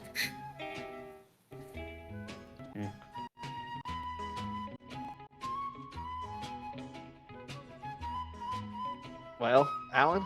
While you guys are just kind of standing around here, out of nowhere, kind of like, kind of popping up from out of the corner of all you guys' eyes, is a raider who very clearly points at this massive super mutant. It says, "You disgusting piece of crap! You don't deserve to exist down here." And he goes rushing at him, kind of like wild, blind, insane rage. Like he kind of has this like very much this like a wild look in his eyes, which is pretty normal for the raiders. And he keeps spouting off something about like, it isn't proper for you to be down here. It isn't proper. It isn't part of the rules. Is this guy a ghoul? No, he's just a raider. raider. He's just a raider. Yeah. Okay. They're ghoul raiders, but okay. Peter So- will protect Yeah. I mean, yeah, there are ghoul raiders. friends. Like as far as you know, because the guy is just in a bunch of stuff that's covering a lot of like his body. You can't tell if he's a ghoul or not. But the guy's just yelling at like Peter, like, hey, "You don't belong here. You don't belong here. It's not part of the rules. It's not proper." Peter will knock you unconscious, and Peter will try to grapple him until he submits. Until he This guy- submits.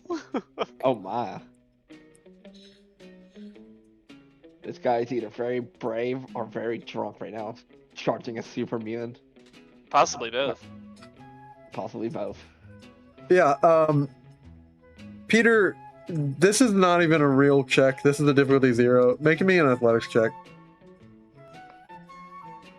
2 complications.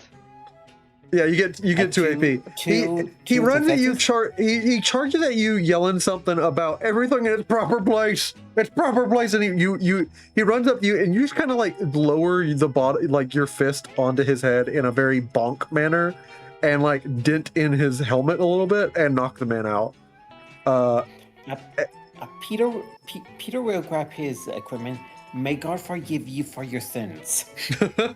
Yeah, as you go through his stuff, he's wearing a Pip-Boy. Actually a fairly decent looking one.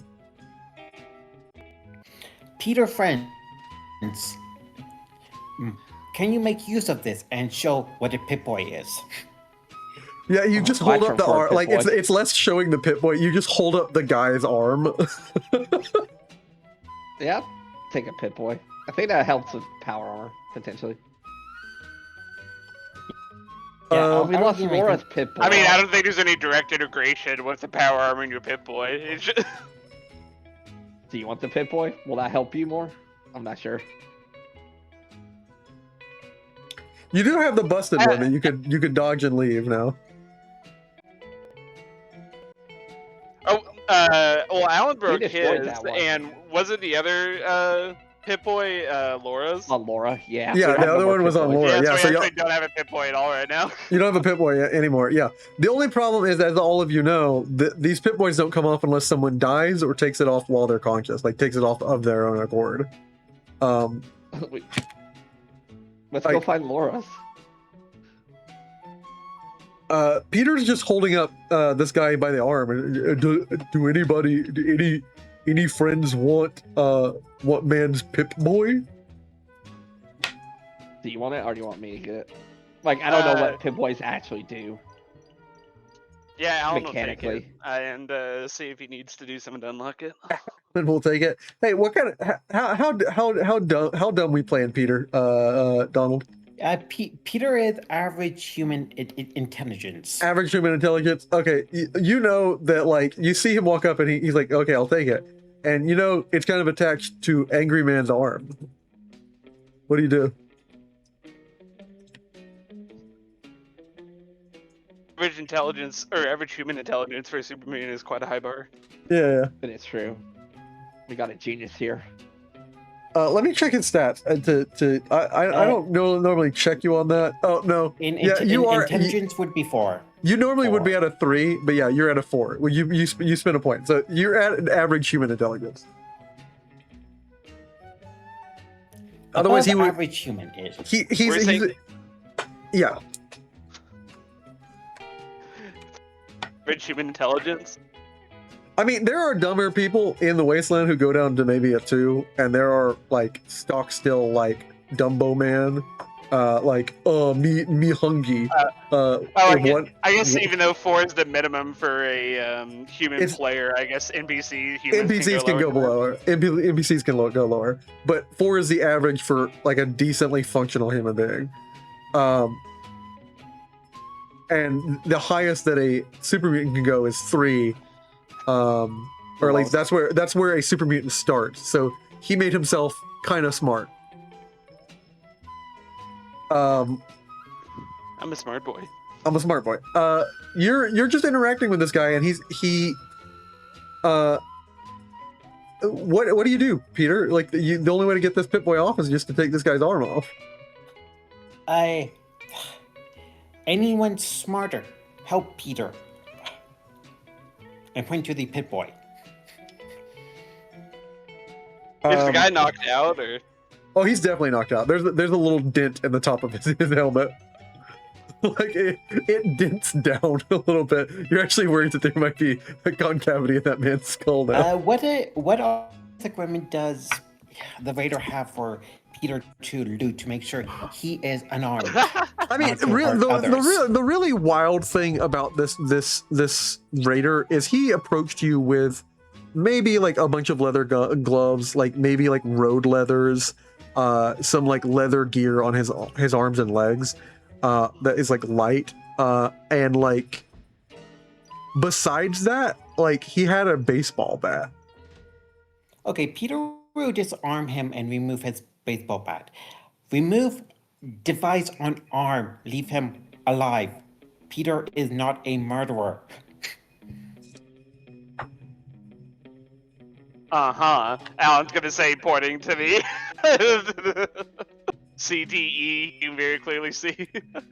I mean, the man's knocked out, but he didn't kill him. Like you can clearly see, like, the man's chest is rising and falling. Like, he's not dead. For whatever dead, else, forever what else might have happened to this raider. You know he's a raider because you can see on the jacket there is the same symbol you see down in Macon. It's the weird star. It's the star of the trap stars on the back of his gear.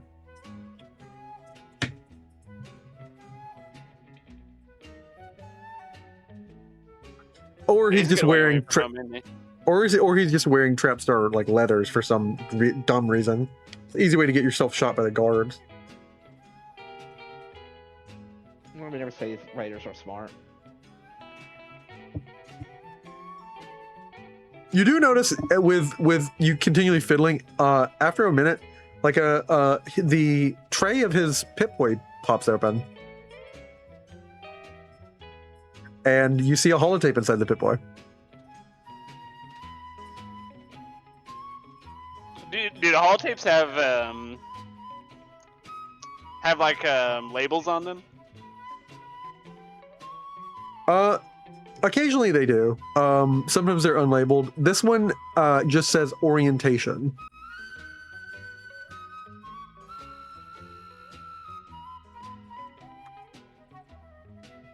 Interesting. Alan can get to that later.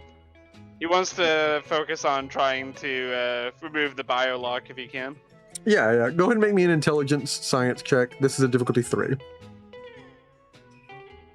I'm trying to remember, did we do this before with one of the other Pip-Boys? No. Most of the time you've just killed the dude. You've never done this before. This is your first attempt to. Science, she said? Yeah, this is your first attempt to like bypass the security measure. Alright, I'm gonna spend an AP on this. Okay, sounds good. And 2 luck point, or I'm gonna do 1 luck point reroll and then use cautious nature to reroll the second one there. Gotcha. Nice, and you get 1 AP back. I'll go ahead and give that to you. You're at it too.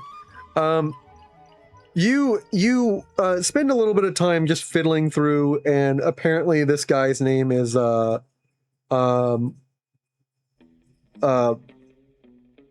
like you look through and like it lists a couple of things he's got, like he's got a journal and stuff.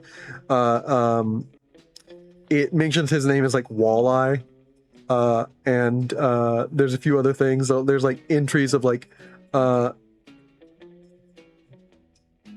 just a journal, and then the last 2 or 3 entries, like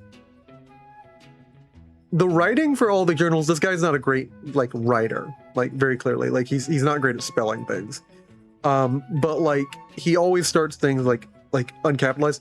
You go into the last journal entry, the last 2 or 3 are really weird because suddenly, like, if at least if not everything's spelled right, the punctuation's right. There's a period at the end of every sentence. There's occasionally, like, maybe he doesn't know where it's supposed to go, but there's like commas and stuff. It's like suddenly he just started writing very differently. But yeah, you manage to get the lock off, and you have the Pip-Boy to yourself, and you can like wipe out the info. All right. Do you wipe out the info, or do you like look over the journals that are in there?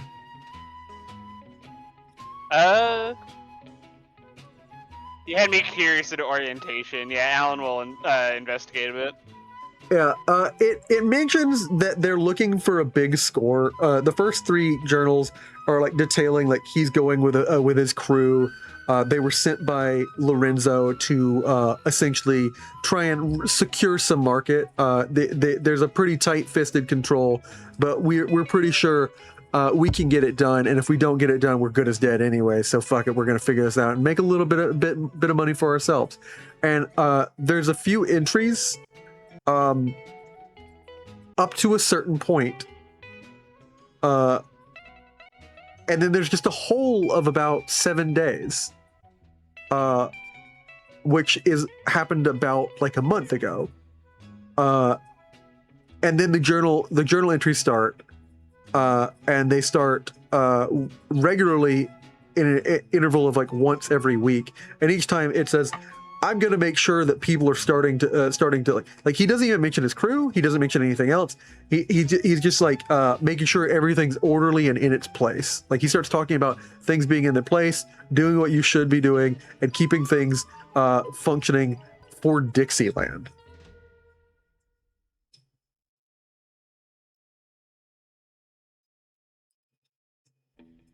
Which is it's really weird.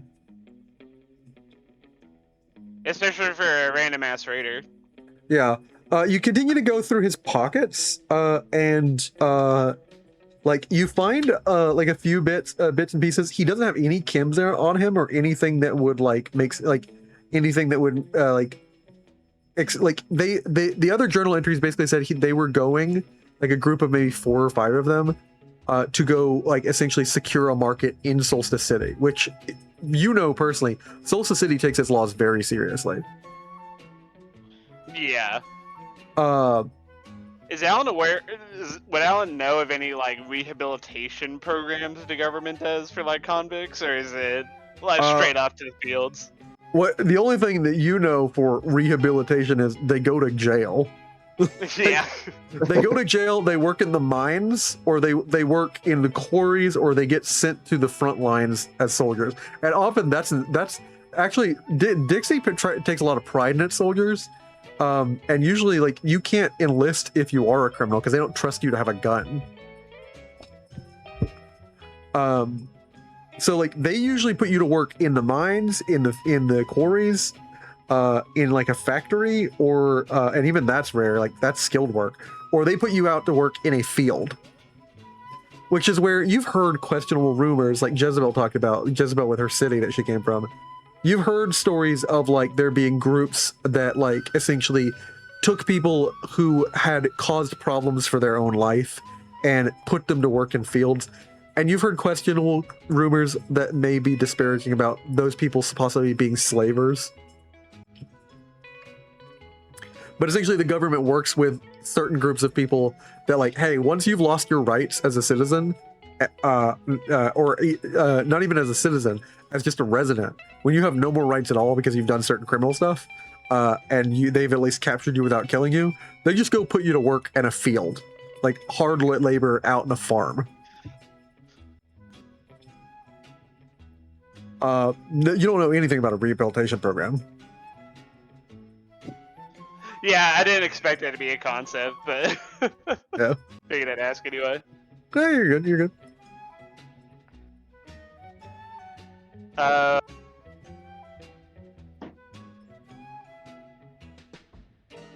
Alan will probably just sort of like write this off, and now he's like skimmed through and he's like, okay, that's a little bit weird, but whatever. He's gonna wipe it and reset it as his own.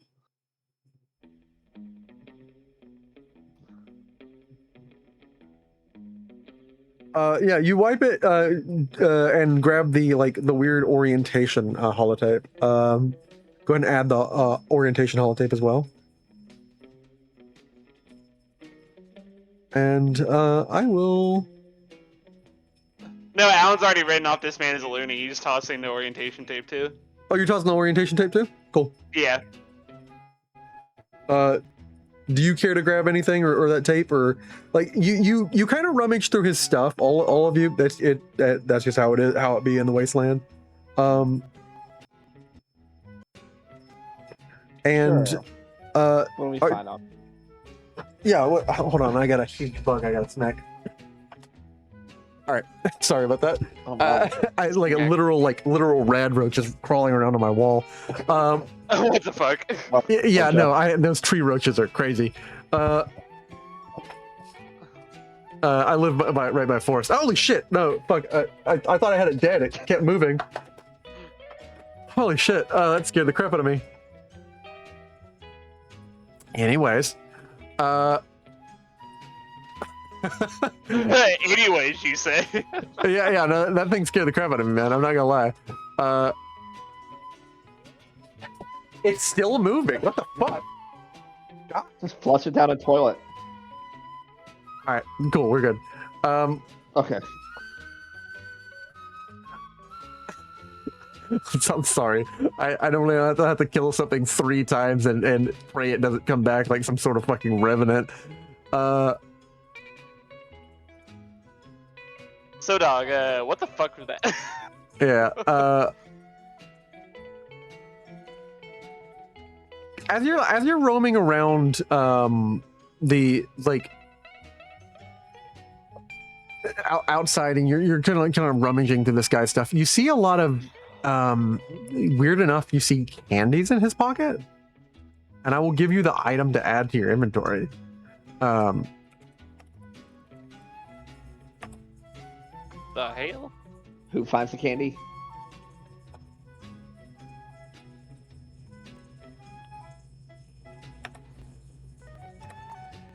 Don't We add can it say from it's you that. We can say you find the candy since Alan's been busy taking off the Pit Boy. Let's either me or Peter.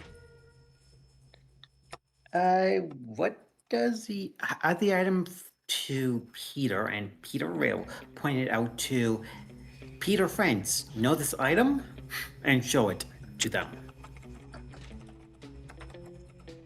Yeah, you just see a bunch of like basically individually wrapped candies. Alan, you've never gone personally, but you know Solstice City hands out candy during its festivals. It's candy.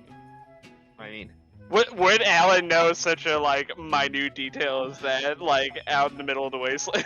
I mean, yeah, if Have you you want to been to roll for Solstice it, City? if you like, I'll let you roll difficulty 2 roll. I mean, it's not unheard of, like especially because you have someone in your backstory who was a person who like traveled, so like.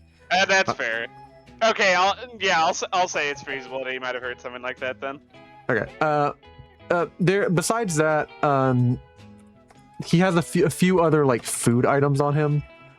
He has like do you have any water?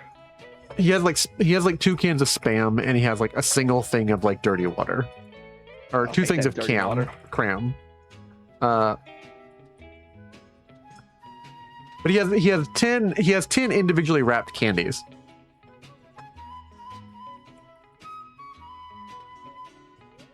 And they're all like various colors. Like some of them are like essentially like they're made post-war, so they're using like what food is available post-war, what plants are around. So some of them very clearly have sort of like a cinnamon or pumpkin scent, and the other ones are sort of like caramel or peppermint candies, or mint candies basically.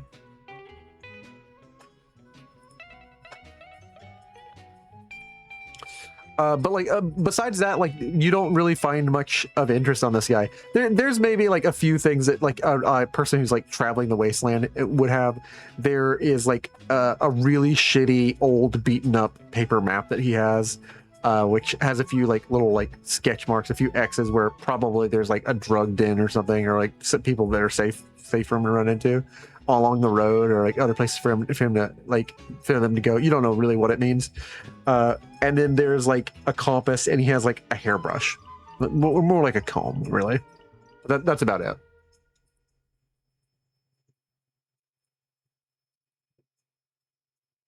Oh, not even any cap on him. This guy was poor. Poor. Yeah, fucking dirty poor. Ew, poor. Disgusting. I don't know how I feel about that. Well, I'm poor, so it's fine. Could be me. It couldn't be me. Yeah.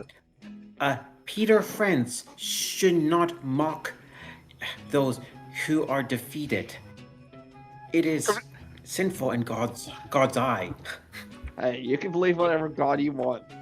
I mean, if we Don't really think wanted that's to the commit to fault. the bid as role-playing Southerners, we'd have to say that it's his fault for not pulling himself out by his bootstraps. That's true.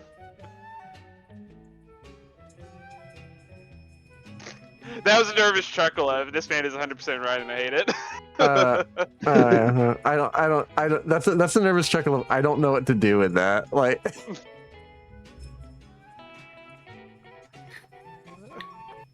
I don't like her when my chat gets real. I'm also currently trying to drag something onto the screen that like is a gonna be like I'm using like a couple of mods. I think a couple. Oh, cool. It was already on screen. Cool. I'm using a It's tabletop games.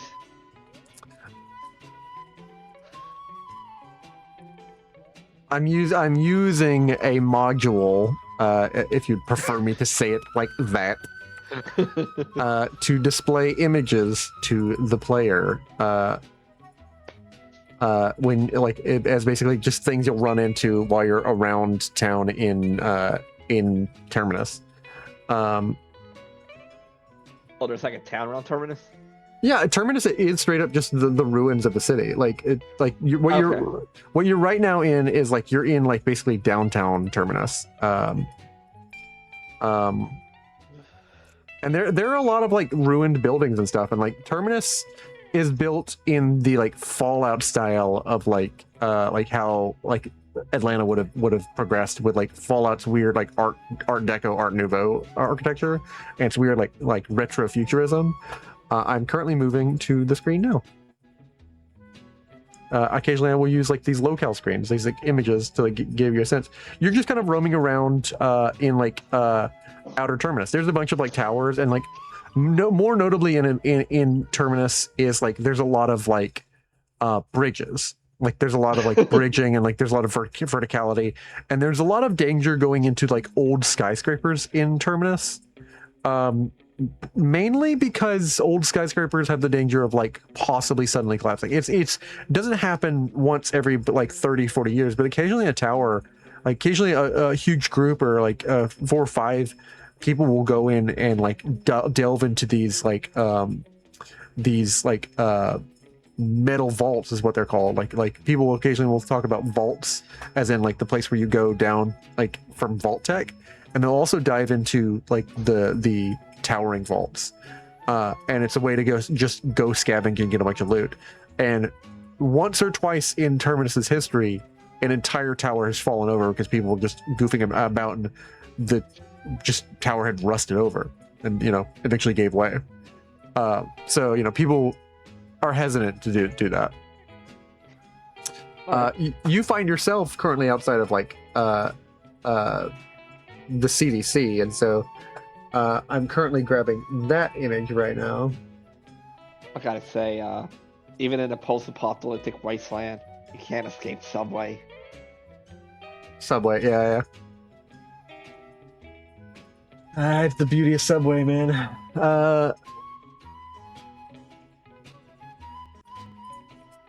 You're probably more like ground level. I'll drop this image, probably what you're looking out away from the building, but I don't know if I actually have I thought I had a CDC image. I thought I remember you having one too. I thought I did too, yeah. Maybe our brains are tricking ourselves. That's the cool thing. When I describe something well enough, your brain's like, I swear I saw it.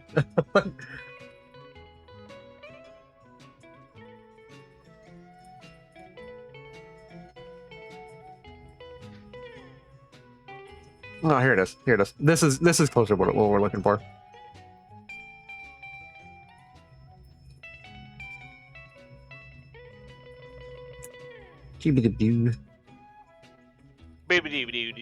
You're on the road that kind of like meanders towards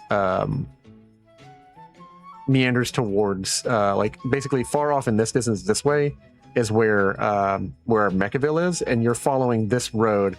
And y'all have sort of gotten up on this ridge and gone inwards to the city where the Necrosis nightclub is.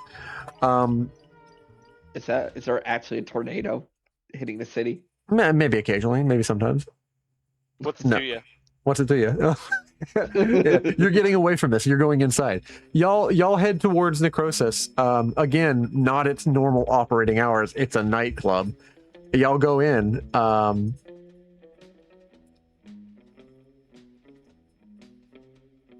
and I'm gonna go and drop you in the map. Do you do anything to prep before you go in? Y'all have to tell me what you do, because if y'all tell me, oh, we just go into Necros' nightclub, it's a ghoul nightclub again. I'm like that. Heads up. I don't remember us actually going in disguise last time. Did we just like go? I didn't think we did either. Although I was Pennyworth, so you were going to disguise him. Something I'm forgetting. Yeah, like I think we were explaining if anybody had any questions that we were here for Callaway. Yeah, we were just saying we're there for a delivery. Peter. Which friends. we're technically doing again, so. Yeah. Peter friends. Want Peter in or out of club? I mean, you're the one that fits in the most here. Does Peter sense he should be in the club with the voice of what he perceived to be what is like a Christian? Are you? Please, God in heaven, tell me that you are telling me to be the voice of God inside your head. I will pick. I will pick an unhinged. What? Just give me 3 adjectives for what this voice sounds like to your character. It is. I would leave it up to the GM to decide. But it generally is like I need to know. Is it generally a kind voice? Is it like an unhinged voice? Is it? Commanding voice. Commanding voice. Commanding a commanding godly good voice. I have seen it. You shall go in, and by my imperious might, you shall know that you belong. Dance within this club of night, and show that I am both God of night and day, Peter. Show them how a servant of me dances. God commands me God command me to dance. Yeah. I've been told to and boogie. Go in. I've been told to boogie, and I shall. And quite frankly, no one will stop me. Rex, I'm moving all of y'all to the map as y'all get in and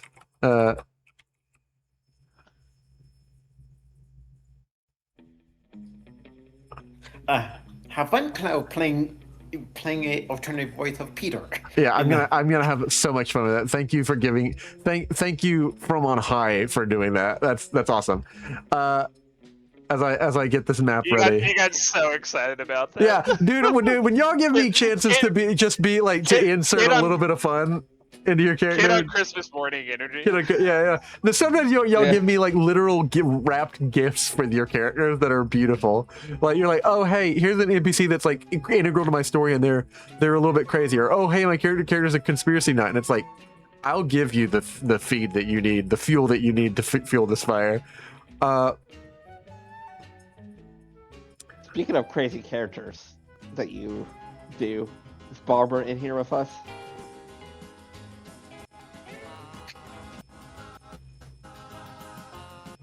You're hearing like music from inside the dancing place. Yeah, Bobbert is following you. Bobbert follows you pretty much everywhere, just slow and clunky. And again, y'all are making an awful noise, which is finally like the moment. Like you get like maybe like 50 feet down the hall. Like it's a circuitous like network, and it's up off the ground in the 3rd floor of the CDC, and it's around basically what is like sort of like a hospital looking section of the CDC, where this nightclub is built, and you get like in this circuitous network, and you're maybe like 100 feet off. You just see a ghoul come around. Hey, Smoothskins, what the fuck? What are you doing? Really? Like he clocks you immediately, Alan. He kind of like, gives like a weird, not exactly like you belong here, but like acknowledgement to Peter. Like, but he points to the hey, Rust Bucket. Either get some fucking oil, get out. Like, you would not come in anywhere near. You're grating on my nerves already. It's God knows how any of you can fucking put up with that guy. You sound like a gear is fist fucking a turbine. Like, do something. I Peter won't be around friend. that much. Peter, friend Alan, were on a quest to see the owners. What, you looking to talk to Eleonora? Are you Patchwork Pete? We're here to deliver something to Callaway. Yeah, I mean, fucking sure. There's no way you run with them. It's early hours, so you're probably good, but if you gotta deliver... But no, the fucking dude in the suit's not coming anywhere near any further. Like, dude, you see... Did he come tearing in with the power armor on it in the club? Yeah. You genuinely, honestly, like, I think my ears have already fallen off, and I can still hear you. Like,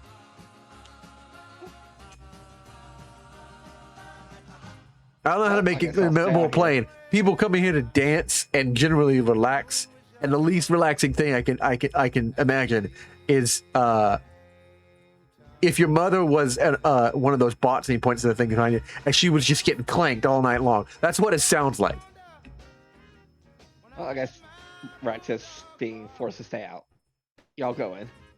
No, like, this is just narratively the results of your decision to walk around in a rust bucket. No one enjoys this auditory noise. Like, you're just a creaking, groaning, like, nightmare. Well, if it isn't the consequences of my own actions. Yeah, sure. Peter will go in and dance to the voice in his head. Hey, is the smooth skin with you? Well, usually we allow a +1, but I don't know how you guys. Yes. All right, okay. Hey, is with human with Peter. swing however you want, big guy. And he like kind of gives a wink to Alan, steps out of the way, and opens the door. Alan cringes. Yeah. Fuck, not this shit again. Yeah. Yep. Peter will go off into the direction of the dance floor. Peter immediately just gets in and start like he ignores everything else that's happening. Goes down to the 18+ lounge. None of the girls are dancing right now. None of the gals are dancing down there. It's just kind of like calm down there, and it's where the music is heaviest. And where like a bunch of the lights are, and it's kind of like dimmer. So like anyone who enjoys like a darker light or like finds that more calming. There's a couple of tables like closer to the edge. It's sort of like, except for a stage, and like it extends a little bit from one end, where like there's clearly a large stage for like with 3 poles for women to work on. There's a little bit more of stage that goes on the left and right, and beyond that, it's just all the walls sort of have this like diner level like rubber cushion wall where like you can sit all the way around the rim, and then there's just open dance floor, and by the rim of the weird cushion seating is like occasionally a table, but like Peter just goes in and just gets to it. There's like maybe 2 guys who are just kind of like tapping like their foot and just listening and enjoying, like they just come here to like just totally like disappear and vibe. Peter just gets in here and closes his eyes and just John Travolta's in here. Like God has told him to dance, and he must show people that God knows the boogie. Yeah, I feel like dancing till, if permission allowed to use athletic and strength just to how powerful Peter Boogie is. Yeah, whatever stats you pick is what I'm going to describe. What do you want to pick? A strength and what else? Strength and athletics, because it's humorous. Yeah. Roll me your strength and athletics. Amazing. That's too. I knew that I know Peter's character. This is the introduction to Peter's character. The vibe that I'm getting from Donald. Peter's character can boogie. Like he's been told by his god that he personally talks to. He talks to him in an audible voice in his head. But like. Peter is dancing with like there's a line in the Bible where it says David danced before the Lord with all his might. Peter's like explosively using his muscles. It's like crump dancing. He's like really thrown into it. if someone got near him, he'd probably clothesline them. Is basically what I'm saying. Like the two ghouls are like, they kind of like, one of them just kind of like gives him like, yeah, man, kind of, but like backs up a little bit from him on the floor as Peter just like, insists like slamming arm arcing motions and just really throwing some explosive moves. You watch this from the stairwell. I'm like, what the fuck? Like Alan, and you see again, Rhonda is in her subsection off to like this northeastern section where she's got all her computers and her like screens, and like she's got like several like gurneys and like a couple of like basically medical curtains separating her section where she goes to focus and work, and you just keep hearing the songs play in the background.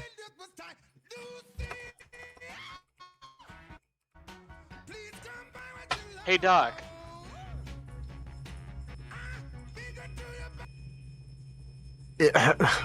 Holy crap. Yeah, I didn't expect to see you guys anytime soon. I figured you were doing a job for... Did you get in touch with the princess? She... Yeah, Alan's gonna say for a very annoyed tone. Well, don't. I don't know. I'm getting a little bit of sass from you. The whole vibe. Where's the rest of them? Where's the rest of you guys?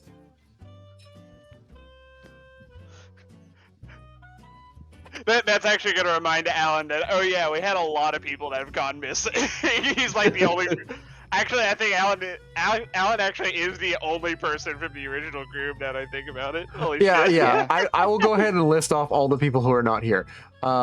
There was a weird guy y'all met on the road at a church on the way back, Bernard.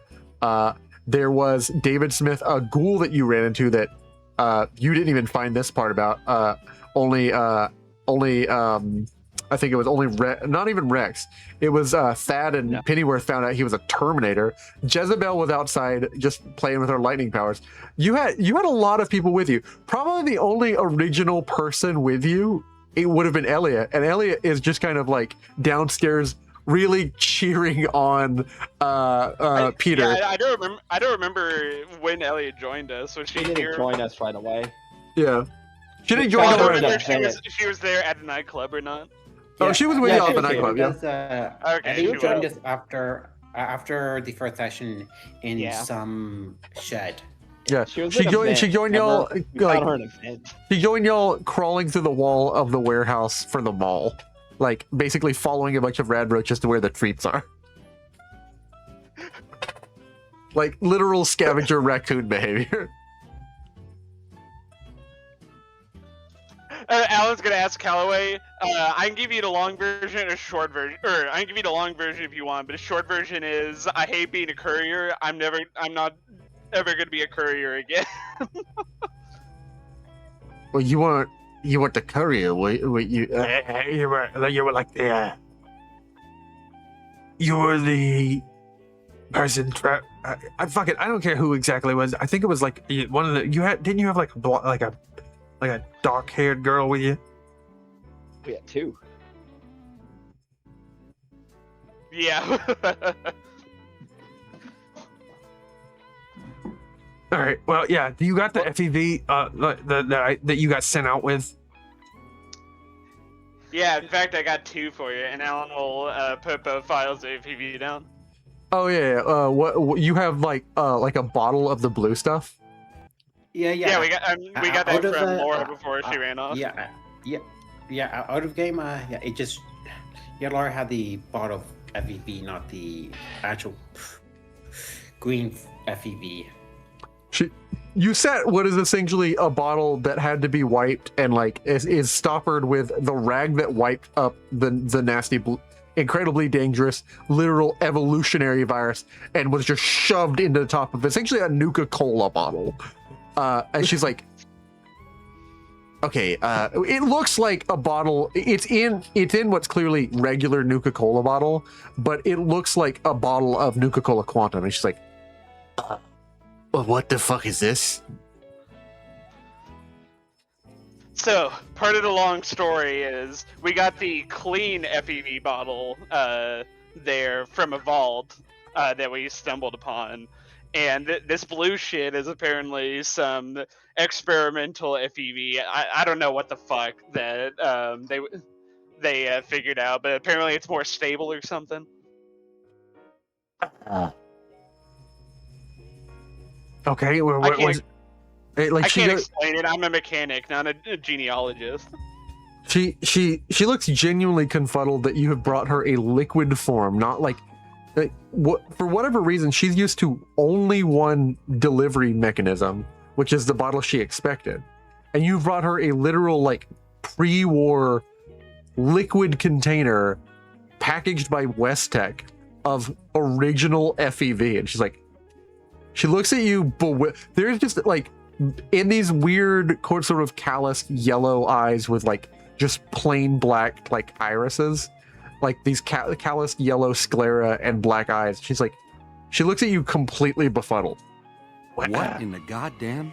Yeah, yeah, very much what in the goddamn. She's like, I don't really even know what to say.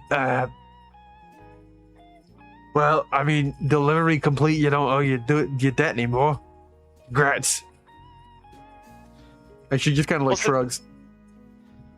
Since I got you some extra FEV, can you help me out now? I guess. What with?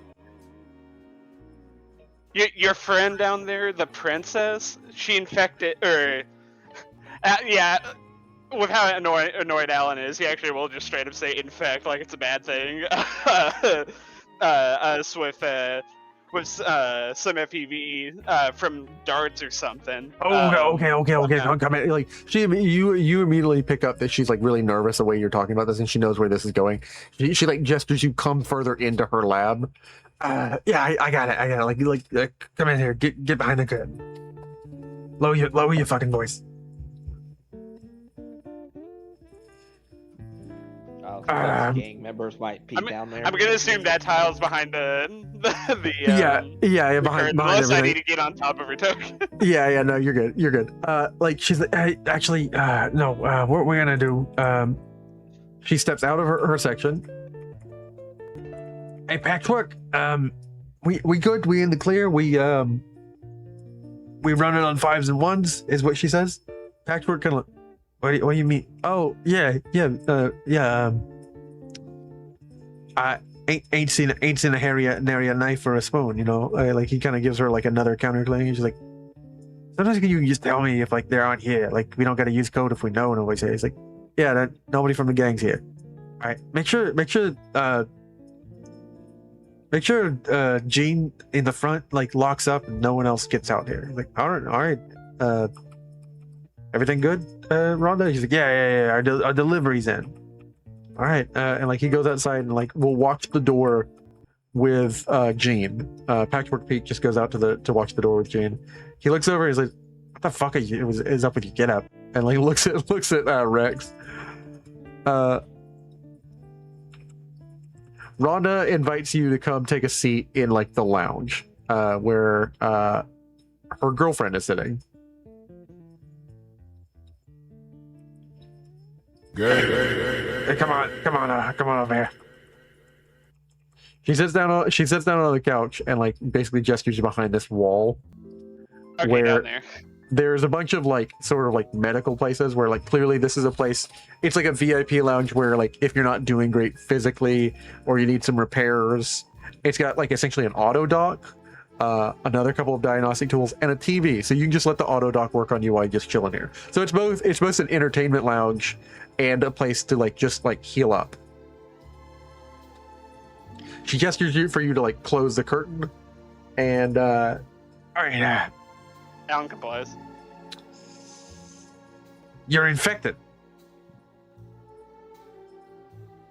So Yeah, but a bit slower somehow. well, I guess that makes sense. Some people it kind of depends on how not every gene marker is exactly the same. Actually, you know what? For a bit of fun here, can Alan roll an intelligence science to see if he can effectively parrot back what he was told by the vault scientist as to why as to why his infection is slower. Yeah, go ahead. Intelligent science. It's a difficulty 2. It's not even really you knowing this. It's just you remembering word for word what to say to her. Yeah. You know what? I'll spend a luck point. Yeah, nice. Hell yeah.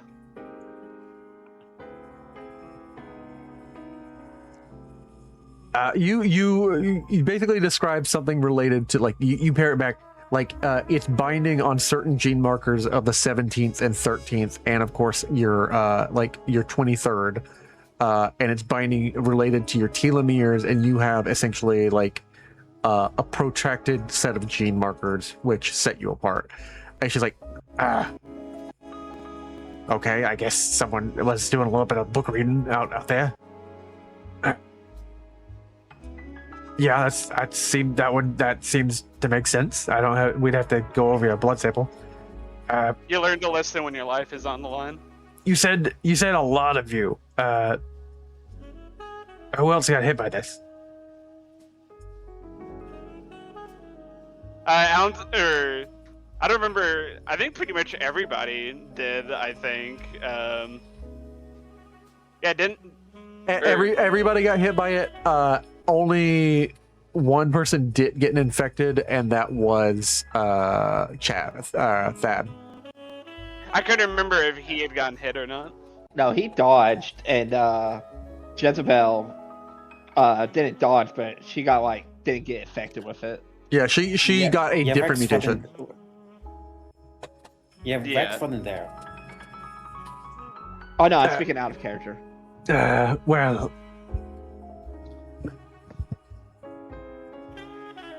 in that case, I have to get some blood samples. So the girl who was the delivery person who admitted that she fucked everything up, and why I sent y'all down there in the first place. I wish they would have told me. I wish they would have sent me info. It's at this moment that you realize they told you to come to them first. Maybe y'all were so dead set on getting healed that you didn't stop to go take this, stop by the Princess Himiko. But at this moment, you realize Princess Himiko would have sent word towards Rhonda. They would have basically cleared you as having accomplished your task. Well, sorry. After getting infected by her, Alan's gonna say again. I don't have a lot of compassion. That he didn't exactly trust her. Yeah, it's fair enough. Hey, I got one condition, and I will look into it now that you've brought me 2 strains. Actually, you're making it a lot easier for me. With 2 of them, my work will be relatively easy. I get to compare between the viral pathways, and I could actually see how they change this, and see how I could change mine. Crazy work that you did bringing me. What's the blue stuff again?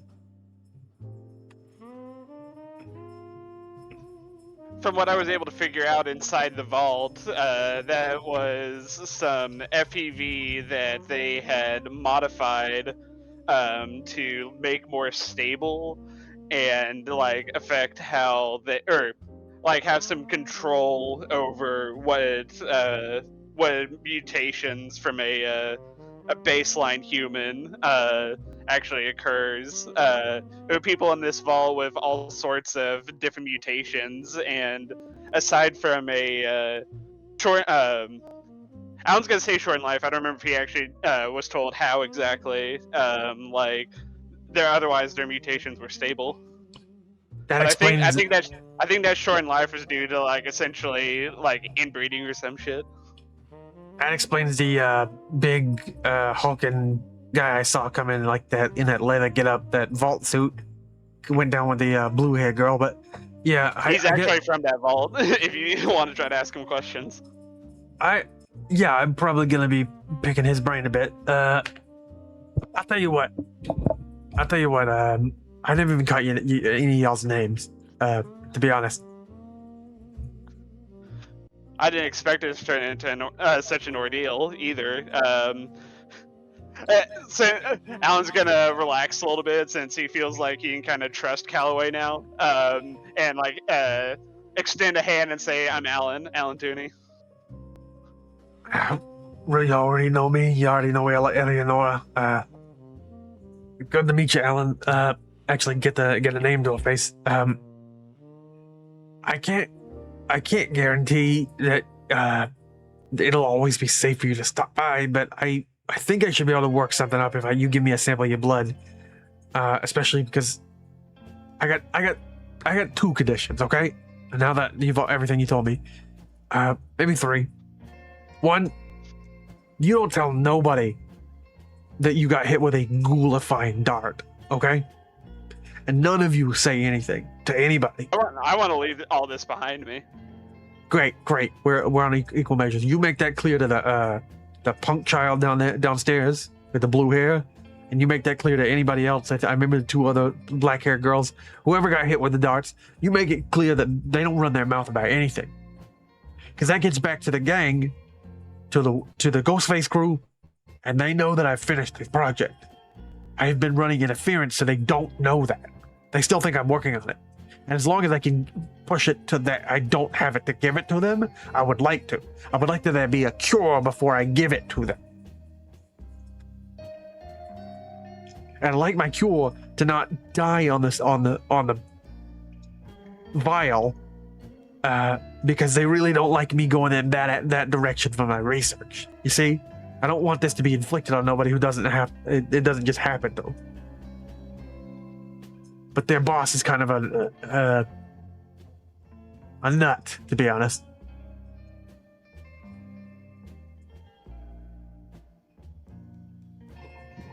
Totally understandable.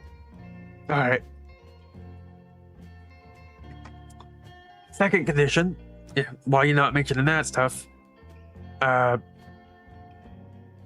you don't mention this vault. You don't tell anybody where you found it. You don't tell anybody how you got in. You said it was like a secret way to get in or something. At a college down in Macon. Yeah, I know. No. Plausible. I don't want to know. You don't tell me. You don't fucking write it down. You don't put it in a computer. You don't tell a goddamn soul. I want to say, well, I won't tell anybody, but a field of a couple hundred people, like word's gonna get out eventually.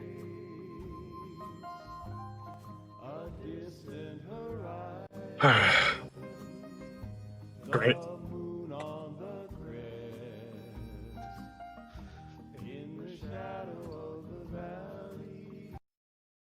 I mean, I figured you were already aware, Doc, that you can't stop information from spreading. You can only slow it down. Well, I mean, how many people found this vault? It's like you and like the guy who came out of it, right? Yeah, it's just us 2, but there's also we didn't like go through killing everybody in the vault. Yeah. Congratulations, I guess. I don't know. Actually, like, make me a speak check. That's gonna be a difficulty too, because y'all did straight up like condemn them to like a slow death in like 50 years. He's also alive because there's more of us that left than just them 2. Like Rex, for example. Yeah.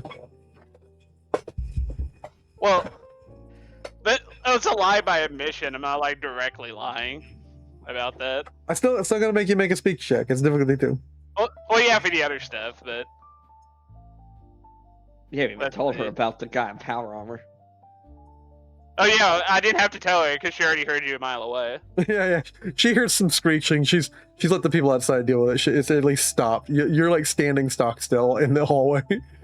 They've asked you to stop moving for the love of God. No, I will not exit my power armor. Yeah. When you get power out, armor stays on in the club. in the club. Yeah, it makes sense for his character. Are you guys cool if I use a party EP? Not allowed. Alright then. Didn't need it. See? Not needed. Have faith in your skill. Have some faith. At this moment, you do actually begin hearing clamoring because outside another scene is happening. They Gene, the door guardsman, has walked up to you and is just kind of chatting with you because he has nothing better to do. And Pete has made sure everything is locked down. Who is you? He's talking to Rex. Rex. And Okay. at this point, like while he's talking, he's like just kind of walking down the hallway while he's talking to you, just kind of checking things, like kind of doing a little bit of perimeter while he like raises his voice, and he looks down out the window and sees to the courtyard a bunch of the Ghostface crew heading towards the building. At which point he immediately informs Patchwork Peak and he tells you, Patchwork like throws open the door. Gene, get inside. You two, Rust Bucket, you do not need to be out here. And you just start to hear this horrible groaning outside as you know what's happening. Like Rhonda's talking to you, and like you manage to convince her whatever you're saying that like hey, there's it's not like we killed everyone. You definitely did, but like she's like, what the hell is that? And you just hear and like she just hears the thunk thunk thunk, but it's like horrible, louder and quicker of like thunk tick tock tick tock, and like of these like plates on plates on plates as he finally gets around to this place, and like she's just looking at like a horrible like massive metal in power armor, and she looks to you like for an explanation. You have friends coming, I guess. Shit, get in here. Like, fuck, cover him up with some, I don't know. Why did you bring that in here, dumbass? Where am I supposed to put it? If I left it out in the hallway, that's all I leave questions. Al, decorate him, make him look like a tree. I don't know, do something. And she gets you to come all the way inside. I mean, he can like crouch in it. Yeah. You crouch right next to it. You crouch, and it. That might be an agility check. Yeah. Honestly, yeah. Make me an agility check. Make me an agility athletics check in this horrible hunk of metal. Why agility and not strength? Because strength is trying to move and like carry things, and agility is like the dexterity to make a particular like motion. Agility is like a dexterity thing. thing. Either agility athletics or agility sneak, whichever you'd prefer. I'd accept agility athletics. That's still low for him. Yeah, he tries to kneel over, and he realizes at some point like the knees won't bend enough to get any actuation. Like, wait a minute, I thought we fixed that part of the suit with my 3 rare components. We have not done any repairs yet. I don't know what you're talking about. I took them out of my inventory. Well, we didn't do any repair checks, so. Yeah. What were we doing all night then? I was investigating the rest of his suit. Do you not remember that whole spiel? I did, but I thought after I mentioned the 3 rare components, right, I was like, oh yeah, you can use that to fix the hydraulics. You could use it to fix it, yeah. But like, I don't think he said he did. I was doing an autopsy on that rusted metal suit of junk to figure out if anything could be done with it. All right, I don't know. Maybe Rex will just go shoot those guys and get up and go shoot those guys. Like she's like, oh, what are you doing, Rust Bucket? What are you doing? I didn't say it doesn't move well. I'm just gonna go kill those guys. No, you are not. Like, you don't understand that if you kill them, you bring bigger heat on us. Like, they have been playing nice so far, and that's saying something. Well, what are they gonna do when they see us in here? They're not gonna see you, because right now you see the big floor-to-ceiling wall, the wooden wall I have built for this nice little VIP club. What Eleonora here, she's like, fuck it, you stay in here too. And like, she's like, she asks you to lay down in one of the gurneys and just like, pretend to be dead or something, a cadaver. Actually, she's like, she grabs the gurney and like tells you lay down like you're dead, and like as much as you can be as still as possible. She's gonna move you to her lab, and she's gonna have you be like a dead person she's experimenting on, and she's gonna swear, yeah, she's just a dead smooth skin. and then she looks to Eleonora, begins to grab like essentially fairy lighting and wraps it around the power armor. So you look just like a rusted essentially accent piece to the TV for the VIP room. Oh, very convincing. Rhonda comes out and basically Patchwork is spending the next 5 minutes trying to negotiate with these guys to chill out. Rhonda's busy, we don't have a lot of customers today. And finally they kind of bowl over her, and essentially six Ghostface crew people come in. Can you you do have that one thing, right, where you can put a party token so we can see what's going on? Yeah, I do.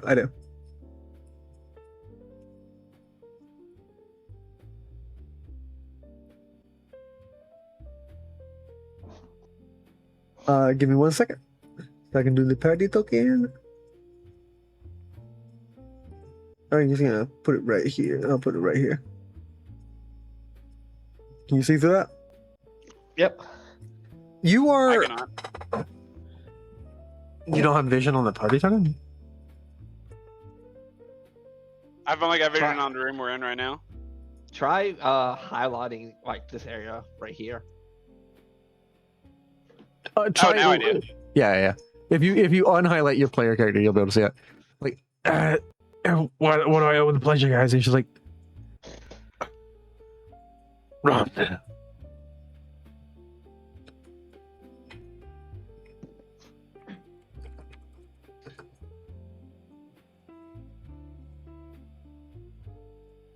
Yes.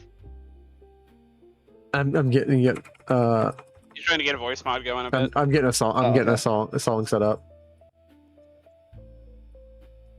It is always texted, I think either I disconnected or you disconnected when that Yeah. happens. But I was rude for bringing up that possibility earlier.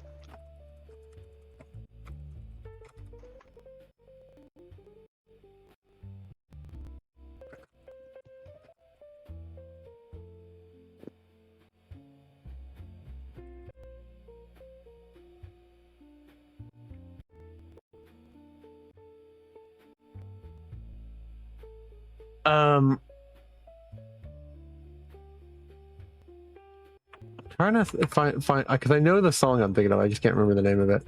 But basically, yeah.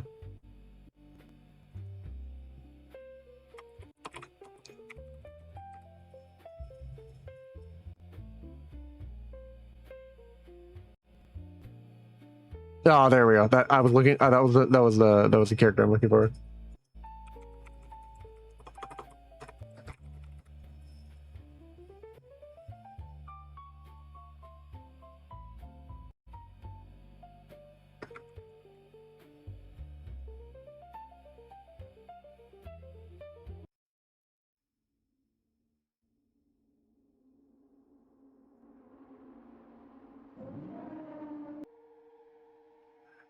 There, you just get a sense off of these guys. Rex, something about your radio sensitivity is informing you, kind of like in a weird spider sense, which I'm pulling music from the Into the Spider-Verse. You get a feedback. One of these guys is just charged with radiation. Do I have can I send a message to Alan through his Pip-Boy? No, you don't have a way. Armor? You don't have a way through your power armor. Okay. I believe we have been more than generous with our time.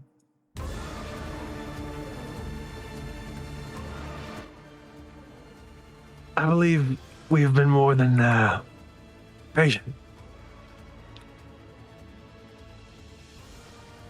Osiris is telling us it's time to collect.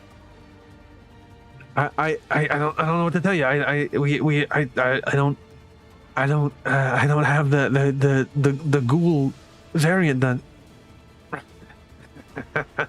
I'm not here on an if or situation.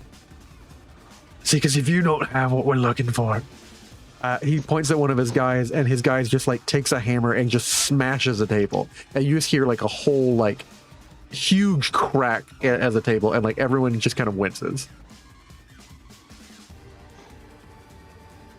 Hey, Boris, and you hear like a thudding footstep, like of a big, like it must be like a massive guy, like a super mutant size. Why don't you make her understand? And you hear like something get set down, which sounds like the size of a trunk. What is this? That's a little insurance that you're gonna get what we want done in the next hour or two. Rhonda. You know, we have other people working on this. What do you mean? The bomb. Rhonda. So why don't you get back to your fucking lab and you look over your fucking notes. You have an hour. You're gonna get what we're looking for, or you're not gonna get anything.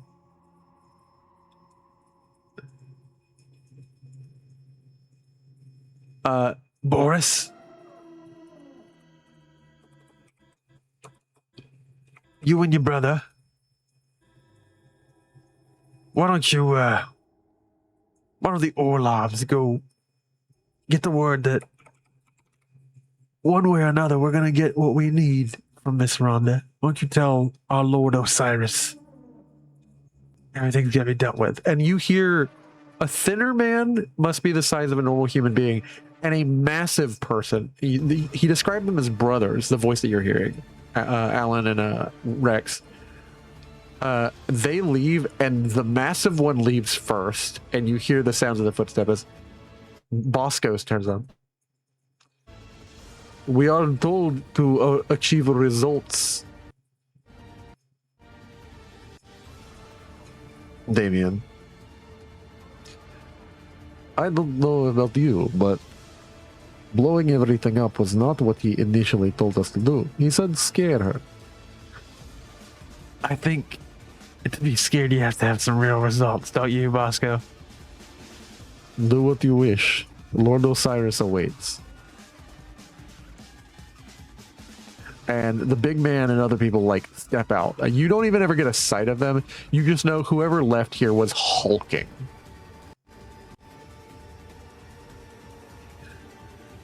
And you just hear Rhonda kind of like, you know, walk across the room and head over to her place. And you hear just the ticking. Dink, dink, dink of a, like, essentially a chest-sized bomb for this building. What are y'all doing? Eleanor, it looks panicked. You can see from your power armor, Eleanor is like frozen to the couch. Rex just looks at Alan. I think we have no choice but to go engage. Who knows what that bomb's gonna do?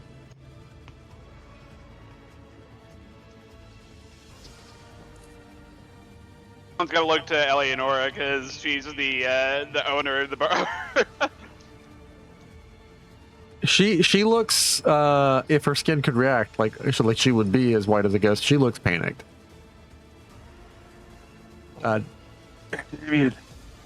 When are we gonna get the upgrades and stuff? He said, shut the fuck up. What? I'm just... You were a grunt. You are still a gang member. When you get power is when you get significant. He slaps the crap out of this guy. You hear a loud clap of like the backhand of Damien like hit another one of his like basically subordinates. When you mean something to a god is when you get power. Otherwise, keep your mouth shut and let people who are making moves make moves. You got it. He walks around, basically up to the bar. You hear him grab a glass, and he walks over towards the direction. Miss Rhonda, be about it, about your business. I'm gonna be in the lounge. She goes to say something. And he says, "Yes." Nothing. Like I said, we need those results. And he hears like basically like a thudding. Are you still dancing downstairs, Peter?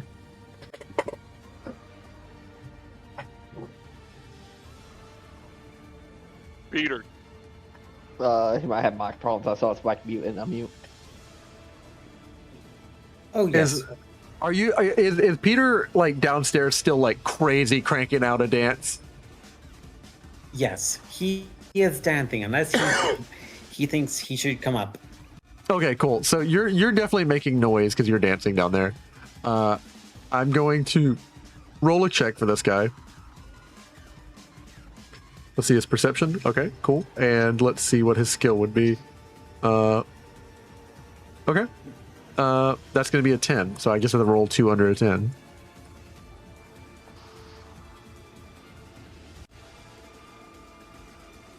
By the way, I'm probably going to be, when it goes back to us, I'm probably going to move out and engage these people. He doesn't notice, which is really lucky because had he looked down, he would have seen Elliot and like 2 humans down here, which would have really put him in a mood. He steps around and he walks over. L, and like both you are not able to see or look at anything, Alan, because you're pretending to be a corpse, and which really requires the eyes to be relatively still and the head to not fucking move. However, Rex is inside a suit of armor and can choose whether or not to animate the power armor, and he can remain stock still and still observe out of like the lenses of the power armor. But the question is, will he? He's going to see if he gets closer first. Yeah. I see the VIP lounge. You're enjoying the fruits of your own decorative labor. Yeah. The fuck is this? And he like points over to the power armor, and it's I thought it was a nice set piece. You couldn't get a nicer one? Well, I guess you couldn't afford it after all, you know. You haven't been doing work for the real head of your company. Yeah, I Don't worry, Rhonda's gonna figure that out one way or another in about an hour. Why don't you turn something on for me? and he walks in a little bit and he looks over to the bed. What's that about? Is this supposed to be a joke? Like she stutters a little bit, and Eleanor is gonna like essentially try and like speech lie, saying that it's a corpse that Rhonda was working on.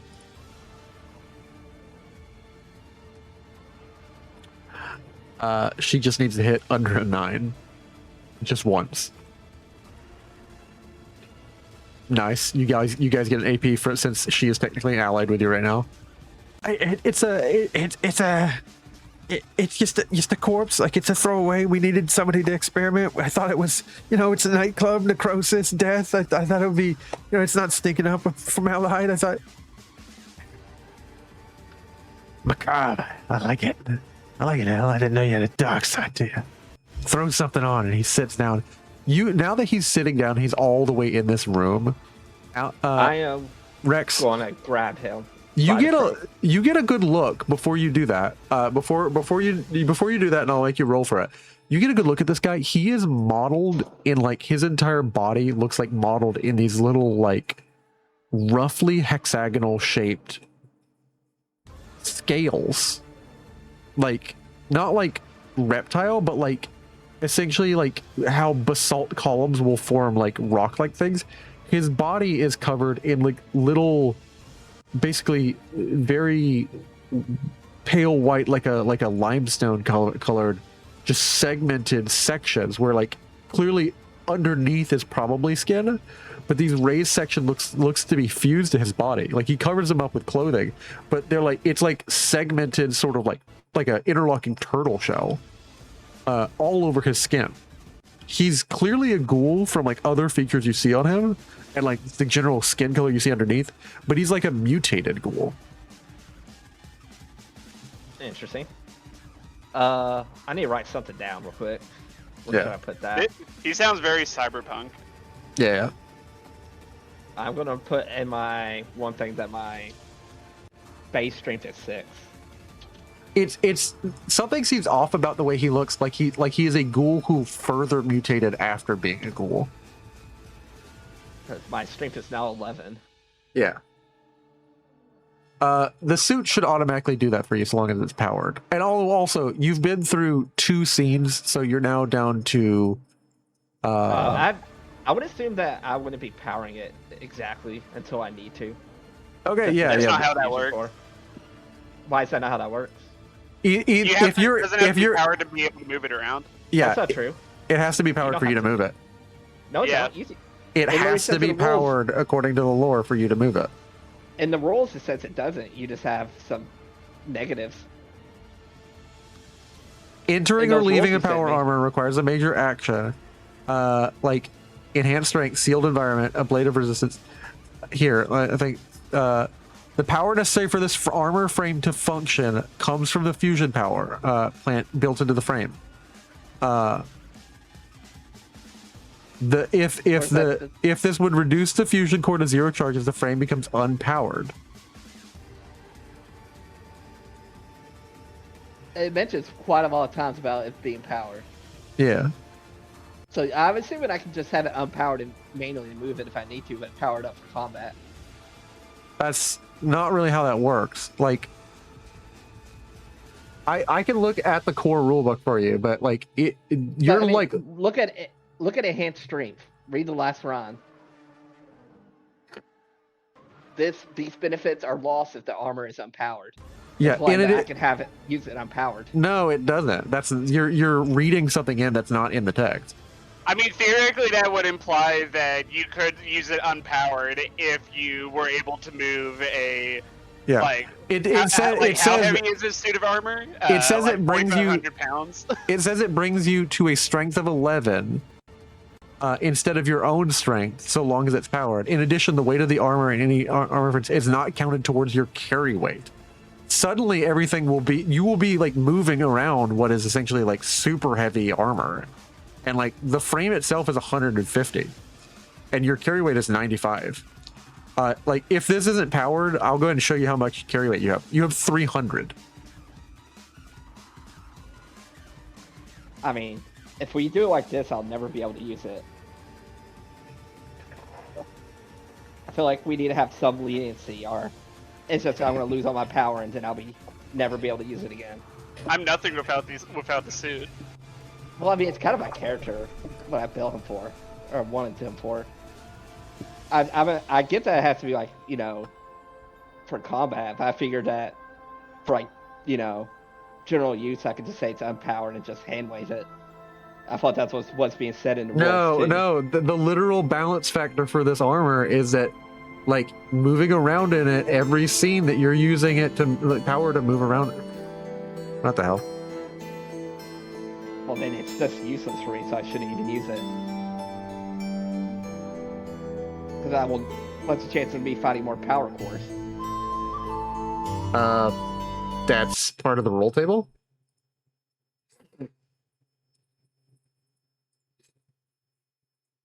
I mean, it's how it has to be, but I guess that will probably mean I'll have to abandon it soon if I don't find a power core.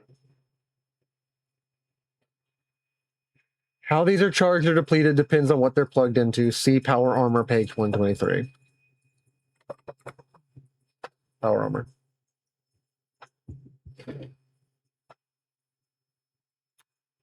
Power armor. Power armor consists of a powered frame upon which is affixed assorted power armor parts. Without the frame, you cannot wear the rest of the armor, and the frame itself provides no damage resistance by itself. Using power armor is described in full on page 138. Of course, it says directs you to 123 and then directs you away from that. That's the layer. Yeah, so that right there makes it sound like it is actually useless without without a core powering it. Armor frame. The standard power armor frame is a Westech powered exoskeleton. It draws power from the back-mounted reactor that is built into the power frame. It is compatible with standard fusion cores. An armor frame cannot be modded. Only the armor that's attached to the armor frame. Entering or leaving the armor frame requires a major action in combat, or anytime you are tracking actions. The armor consumes a single charge from its fusion core at the end of every scene that it is used in. If this would reduce the fusion core to 0, then the frame becomes unpowered. Complications on athletics tests made while operating the power armor will result in an extra charge being used in that scene. Let's see here. So long as the armor is sealed, which means that there's at least some health to every armor part, and there is an armor on every part, head, torso, both limbs, or all four limbs, and head and torso, it provides a breathable atmosphere. This is lost if it's unpowered, which means it's not filtering oxygen anymore.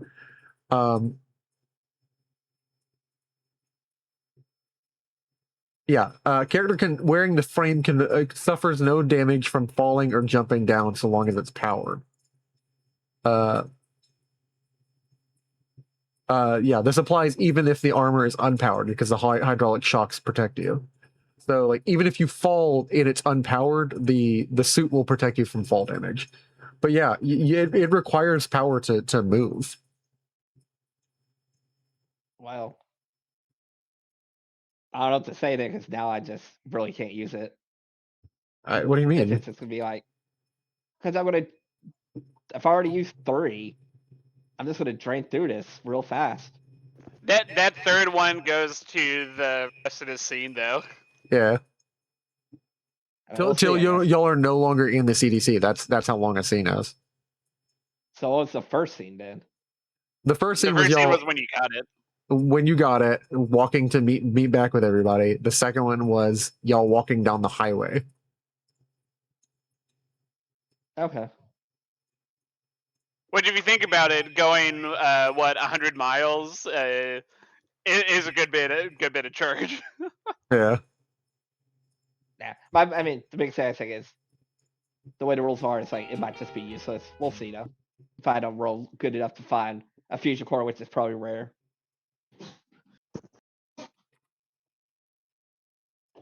Okay, back to the fight. I'm gonna grab this guy. Fair. Oh god, why is it lagging? There's like effects on the screen. Is that doing it for y'all? No. No. Let me reload.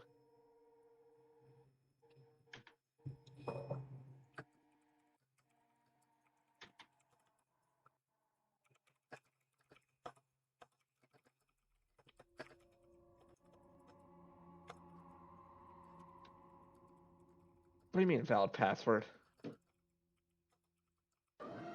Sorry, 1 second.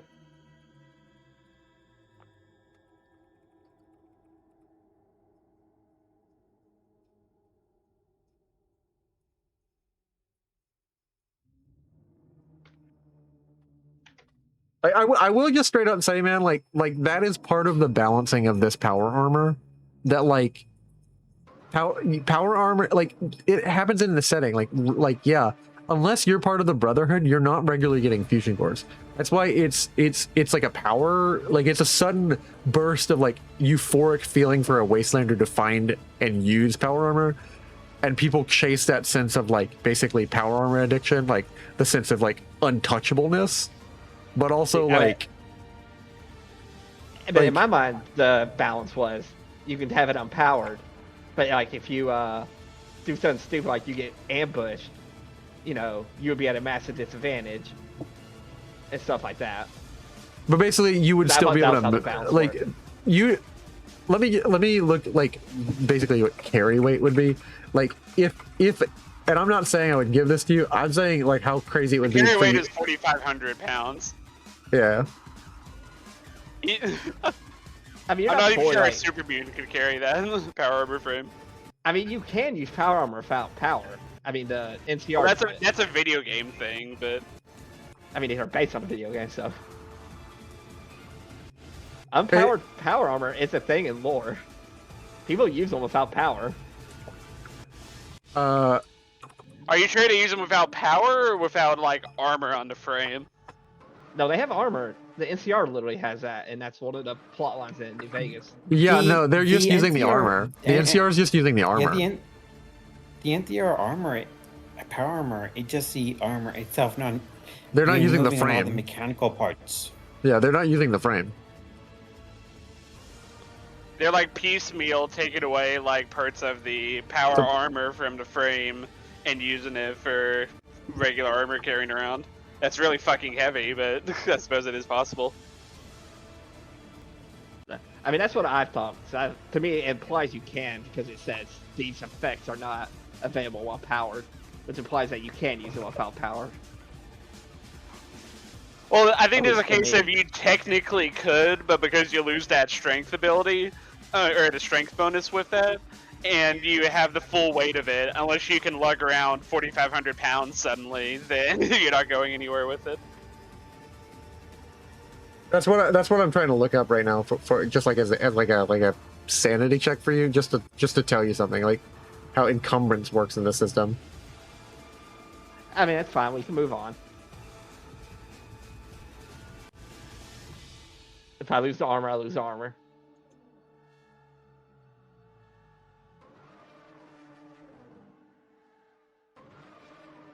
Give me 1 second.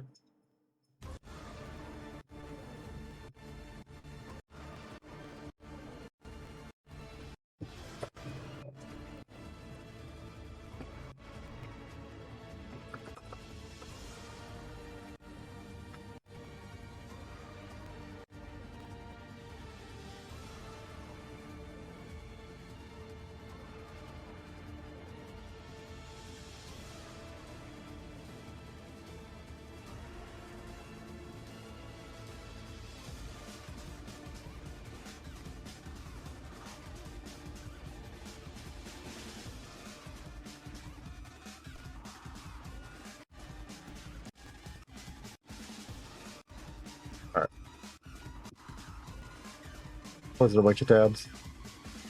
Stuff is running slow for me. Make me you have the power and the power armor. Make me it's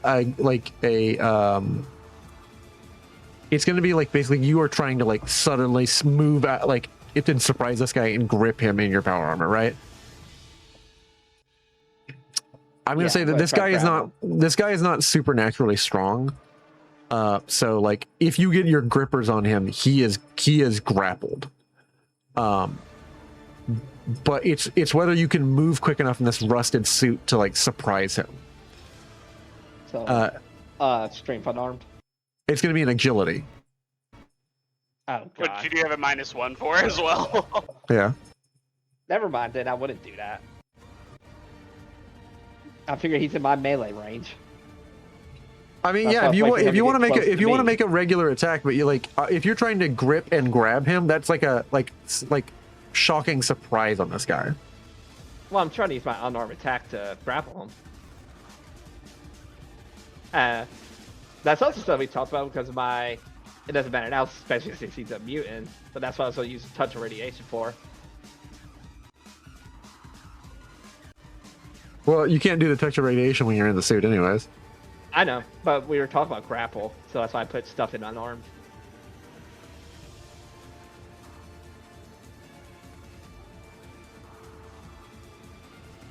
But if I can't use unarmed, then I'm just going to hold off.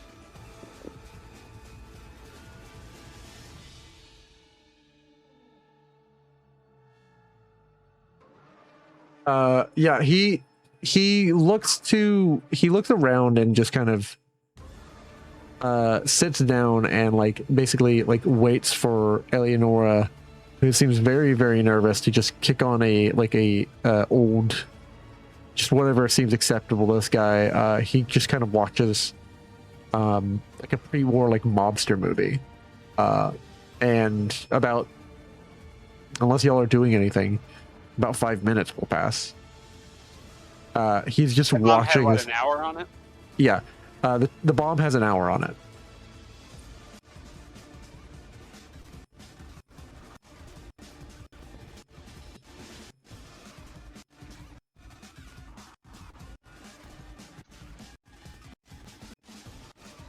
What are y'all doing? Because you know that there are 3 other guys outside, just kind of like watching the rest of the bar, and he's just kind of relaxing here. Like again, Alan, if y'all continue to like try and remain still for any longer, I'm gonna ask you to make me like a stealth check, because like you're a normal human being whose chest needs to rise and fall, and you can only do this for so long.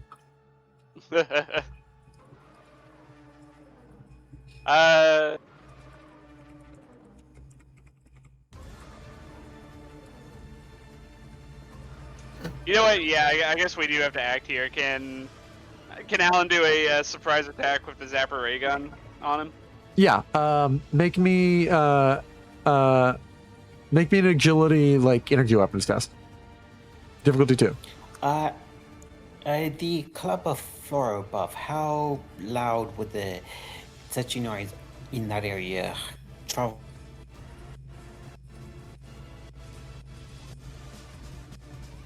It is an energy weapon, so I think naturally it's like a little bit quieter, but it's also a noise that You would be able to hear a gunshot go off, Peter. well, there's an Okay. electric weapons app. The question is, would that be? This is not like nearly as like. No, yeah, I'm saying quite as the GM, same he will impulse. be able to hear it. Oh, okay.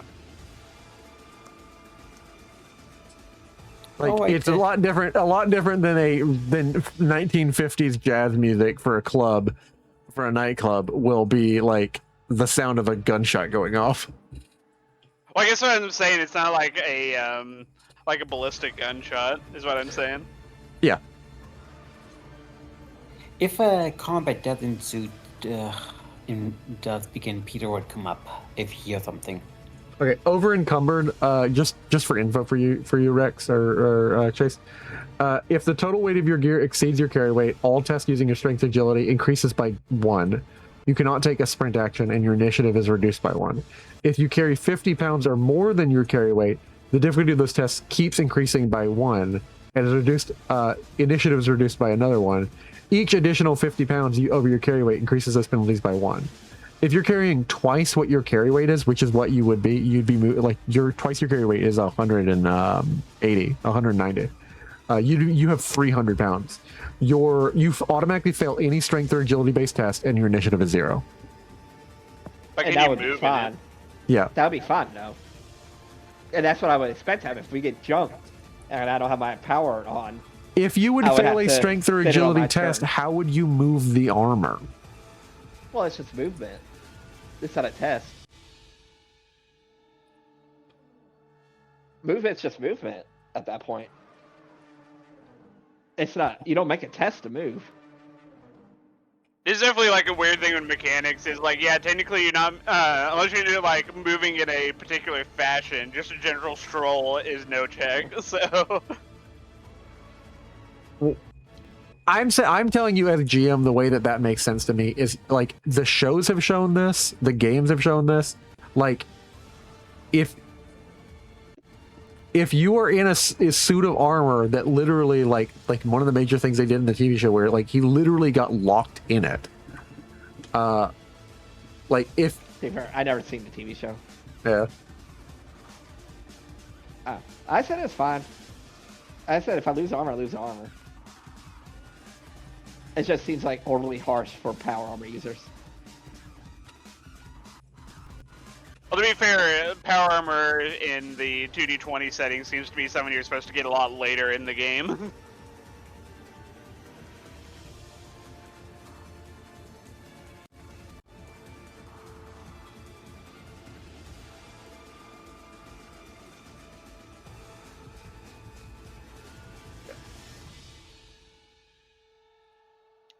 All right. So what are we doing, guys? You I just don't think staying there's much I still. can do, right? Alan's gonna do that sneak attack.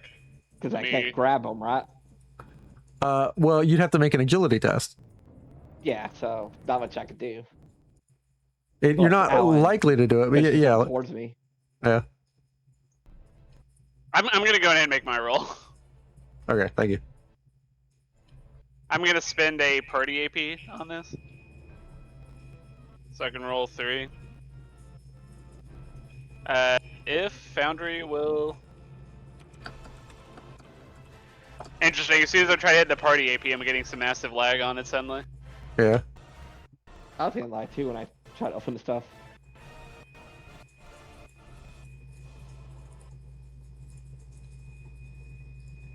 Weird.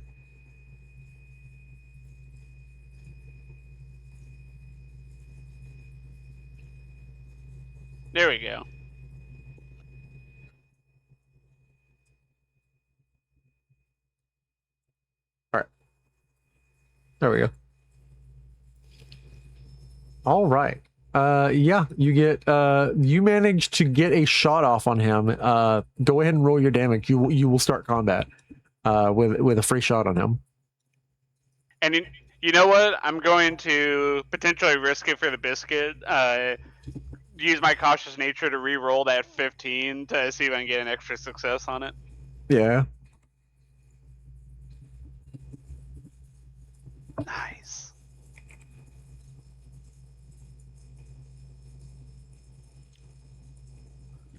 Alright, so 3 successes. All right, 3 successes. You get 1 AP back. His defense is 2, unlike the rest of them. And go ahead and roll your damage for me. Alright. Let me see if I can go through the slow UI real quick to make this damage roll, and then I will reload. Sounds good. Sounds good. Let's see. I will spend my max fire rate on this. Holy shit. Oh, nice. Yeah, that actually does him a wound, which deeply surprises him. Oh, wait, you get piercing. So, holy shit, you get piercing. All of this damage goes through his armor. You manage to plant like a shot, like in between the grooves of these interlocking, like whatever this shit is on his skin. And you deal him a full 9 damage and a wound. Does it say where? Does it say where you hit him? Are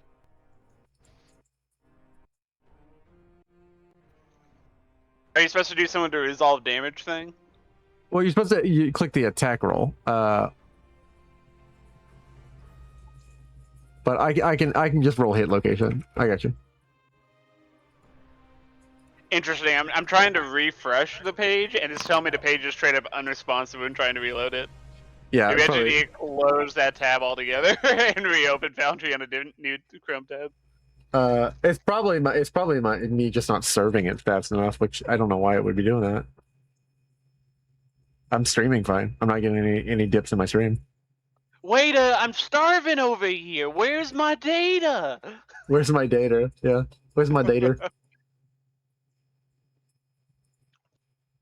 This ain't no way to run an establishment. I'm gonna leave you a 2-star review on Yelp if it keeps going like this. Yeah, that's how I always feel whenever you guys run into technical issues on my streams. Left leg. You hit me in my left leg. He drops prone actually because of this. He takes 1 injury on his leg. He would have taken 2 actually.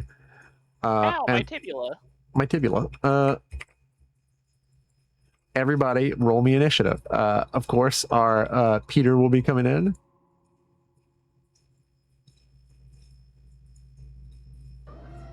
I'm assuming Peter would take a turn to like get up here along with Elliot. Yeah. Oh, Elliot's gonna be in this combat, but you know, if this combat extends to the next like session. We only have 30 minutes. Yeah, that's what I'm saying. It is a 30 minutes, so do we want to begin it at the start of next session? Do y'all want to call it here, or it's up to you? I'd be fine with that if you guys want to. I don't mind having the combat begin next session. Okay. Cool. That means I get to start with a injured, but albeit, you know, boss right on top of y'all. Boss. A boss. Boss Nash. Everybody, thanks for coming in and watching. Sorry we had the death of a character. Sorry, Elliot, if you're watching this to catch up on everything that happened the episode you weren't here. You missed Laura dying. I can't believe girl pals would do it to her like that. Yeah, go girl power? Question mark. I don't know what. I don't know what. This is not the messaging we need during Pride Month. Everybody, have a good night. Have a good one, and we'll see you next week. Kingmaker tomorrow. Boy, What's that about I'm girl power? yeah. What's that about girl power? Oh,